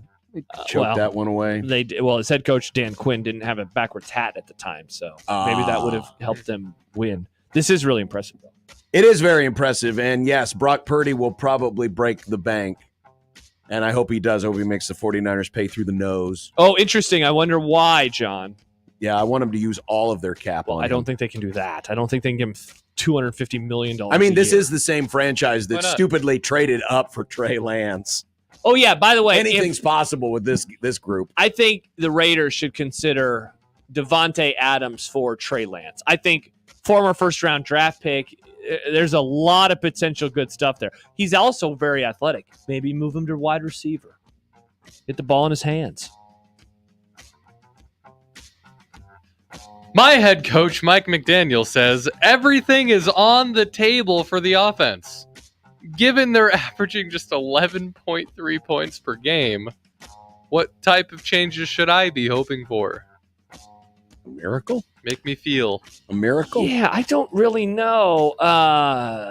You think Tua's going to come back? No. I don't either. And he shouldn't. No. Okay, so we're in agreement there. Please All right. don't. So what else could they do? Maybe they trade for Devontae Adams for some reason. Can he play quarterback? Tyreek was getting really angry last night. Yeah, he should. Maybe request a trade to the Cowboys. What if he goes back to Kansas City? Trade Waddle to the Cowboys. That Waddle. is what I want. I want Waddle. Let me give me Waddle. Jalen Waddle, Nick. No. Give him to me. They're still gonna lose. But it would be fun to lose with a better offense than this garbage-ass offense that the Cowboys have right now. I want another playmaker. You can't have Jalen Waddle. I want him. You need to trade for a healthy ankle for problematic Micah. Oh, no. What if we trade for Trey Lance? Do it, Nick. Oh, Waddle for Trey Lance. What a great trade. And throw Tyreek in just for good measure. And you know what would happen? Both? You know what would happen right after and that? Mostert. Dak would get lost for the season and be like, oh, crap, we just traded away. That would happen. The Major League Baseball playoffs are here. Who wins the NL and AL pennants and who lifts the trophy after the World Series? Yeah, you're going through puberty over there, bro. Part of me that thinks, oh, man. You're going to go with the brand's my brand. I'm going to go with, in the American League, I'm going to say It'll be a rematch. What was it? 2009 Yankees Phillies. Phillies win. Okay. Give me Mike Schaefer's Guardians. I would like that. I like the Phillies pick. I'll go with the Phillies. Give me the Phillies to win it all and more heartbreak from And Schaefer. probably in 7 after the poor Schaefer. Cleveland blows a 3-1 lead. Oh, sorry, Schaefer. I hope that doesn't happen, friend. Yankees, Dodgers. Dodgers win. Oh, hell yeah. Shohei. Wow. Mr. Shohei. Go Royals. You're Dodgers. not- Royals in 7, but Shohei is the best. And he wins the MVP. That would be a great World Series. My wife would be so happy, and Shohei would be the best. And he's a loser. I would rather your wife be happy with the Eagles. No, you would not. Gross. Thank God that's not going to happen. That's Not this year. Iowa has announced they have moved next year's date hosting Florida Atlantic to 2025 so that the Hawkeyes could squeeze in the University of Albany. Yes, Albany is an FCS school. Isn't college football a thing? It is fun? indeed a thing, Nick. So they're hosting them so they could squeeze in. Yeah, yeesh. Albany. Gross. Tough look for your coach over there, Nick. A lot of tough look for a lot of my coaches and managers. I look forward to all the defenders of college football rising up. Well, this is a great idea. I think it's fantastic. They're giving Albany an See, opportunity. now you're doing the thing that you dislike. Now you're making a straw man out of a straw man. Meanwhile, your coach scheduled UTEP and UNI. You can't build a straw man out of a straw man, John. That's impossible. Strong men. Strong Strong men. Big tears in their eyes. Big tears in the straw men's eyes. Yeah, love these FCS Hey, games. if the BTN needs a spotter for that game, though. Finally, speaking of sports we're all excited for this week, did you know that the NHL season starts on Friday? Hell yeah, Nick! It begins with a noon game for some reason between the Devils and Sabres on NHL Network. How about that? Hockey on RTV on a Friday afternoon, just as the good Lord intended. Isn't there a baseball game that day at that time? No, because the baseball is going to be played over the next 3 days. Wait, so Friday's an off day? I believe Friday is an off day. What? I hate That's that. stupid as You hell. just sounded so stoked for hockey. Well, it's a best of 3. You're not going to take. This isn't the NBA where you have to take 15 days off between games. Hardy har, John. You know, in baseball, we play every day. Hardy har. I'm trying to find. All right, let's see. John is right. So there would be game Unless there's like a threes rainout or if something. necessary, and then the division series starts on the 5th of October. The 5th of October. Wow, that's wild. They must be playing in a foreign country or something. Is that why the game's at noon? No, I think it's in who's playing again? I think it's in Buffalo. Why would they play at noon on a Friday? To get people to watch? You know what, John? I bet you're right, because the next day they play at 9 a.m. All right, where the hell is this game being played? And are we sure this is the regular season? Yes, it is. Okay, it is being played somewhere. Is it in Germany? Where the hell is it? They were supposed to do some Germany games, weren't they? Are they? Because Sir, Germany like hockey. Sabres, Devils, Prague. They're playing in Prague. It's Germany adjacent. Wow. So that's the Czech Republic, right? Mm-hmm. That's random. Okay, yeah. Shout out, John. So we got a little hockey on Saturday morning before college football. 9 a.m. hockey. You gonna watch? John, this is the year we're getting into hockey. We're gonna do it together. Yeah, but it's not my Go Jets. hockey, go! It's not my Jets or my Canadiens. Go Chargers, go! It's the Devils, and I don't like to spell Devils on my chest. Oh, good reference, John. And it's the Sabres.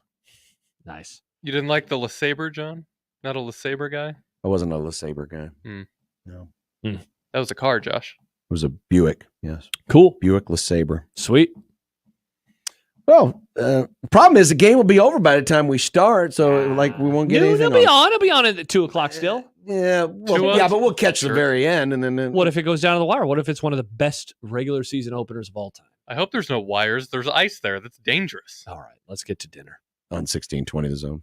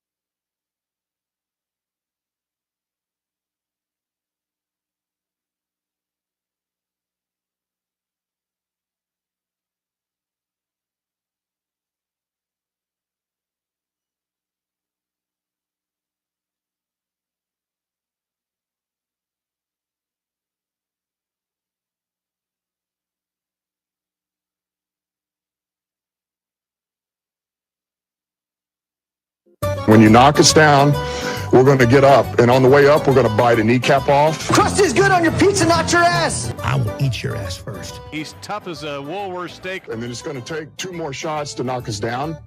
All right. And on the way up, we're going to take your other kneecap. I'm ready to hang them up, gut them, and skin them, and chop them up. You know what? I'm ready. My daughters aren't starving to death. I'll eat my neighbors. And we're going to get up, and then it's going to take 3 shots to get us down. And when we do, we're going to take another hunk out of you. Cliff, what are you going to take away as your best memory from playing basketball at Boston College? Probably just, like, going out to eat. I don't know. Classic John. Well, yesterday was leftover night, so I'm not really sure what the deal was. Had some of that leftover tomato and tortellini soup, which was really good. Tomatolini soup. So we're doing chicken broccoli Alfredo. Oh, that sounds good. That does sound good. Yeah. And she'll be in a good mood because the Royals. Hell yeah. Go Royals. I'm also not sure what the dinner plans are for tonight. Segment's ruined. Rice, maybe. You know, part of the inspiration behind this segment was that we would find some food news. Yeah, we didn't you're know so good at that, John. Yeah, but now you put your computer away. Well, no, but Yeah, I what's some thought food we news? talked about this way back when. No, I know. I just didn't realize that. Here's some food ideas for you. Vallis Pumpkin Patch and Apple Orchard. It's open through November the 3rd. If you listen to the Happer Show every day this week. I don't think eating raw pumpkins is a good idea. Are you sure?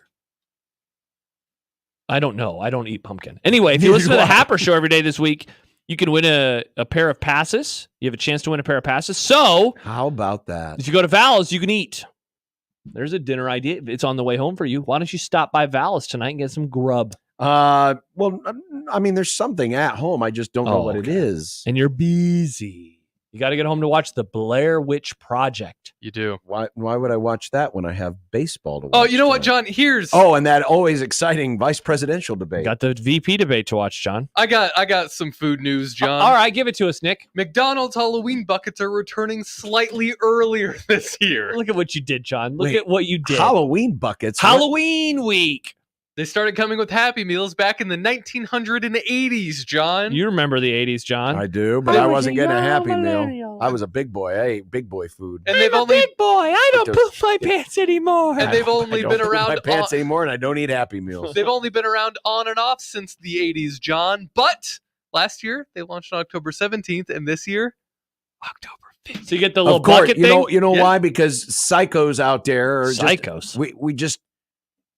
I mean, the people that do the mega Halloween decorations in our neighborhood had theirs up 2 weeks ago. As they should. As they should. No. Yes. Yes. Happy Halloween. Happy It's Halloween. right now. No, it's not. It's October 1st. It's Halloween. No, the it's next October 31 the days 1st. is Halloween. Well, I guess that does make sense when you think about Christmas. John, it's going to be Christmas time soon. Oh, the weather outside is frightful. Because Josh but said the fire is so delightful. Oh, it's going to snow. Yeah. But Well, then, hey, maybe it's going to snow. It didn't rain this month. Hey, here's a positive for you, John. When it snows, you get to do the show from home. Your kids will be walking around in the background doing laundry. Doing laundry. Good That's a good point. times. I forgot about that. And Nick will be here in the office. Why haven't you kicked them out yet, John? Make them spread their wings. Yeah, it's Kick them out of the nest. It's very lib of John. I've lived on my own since I was 18, John. Lib John. Well, friends, Hand out John. Tomorrow, it's Wednesday. Bye. Bye.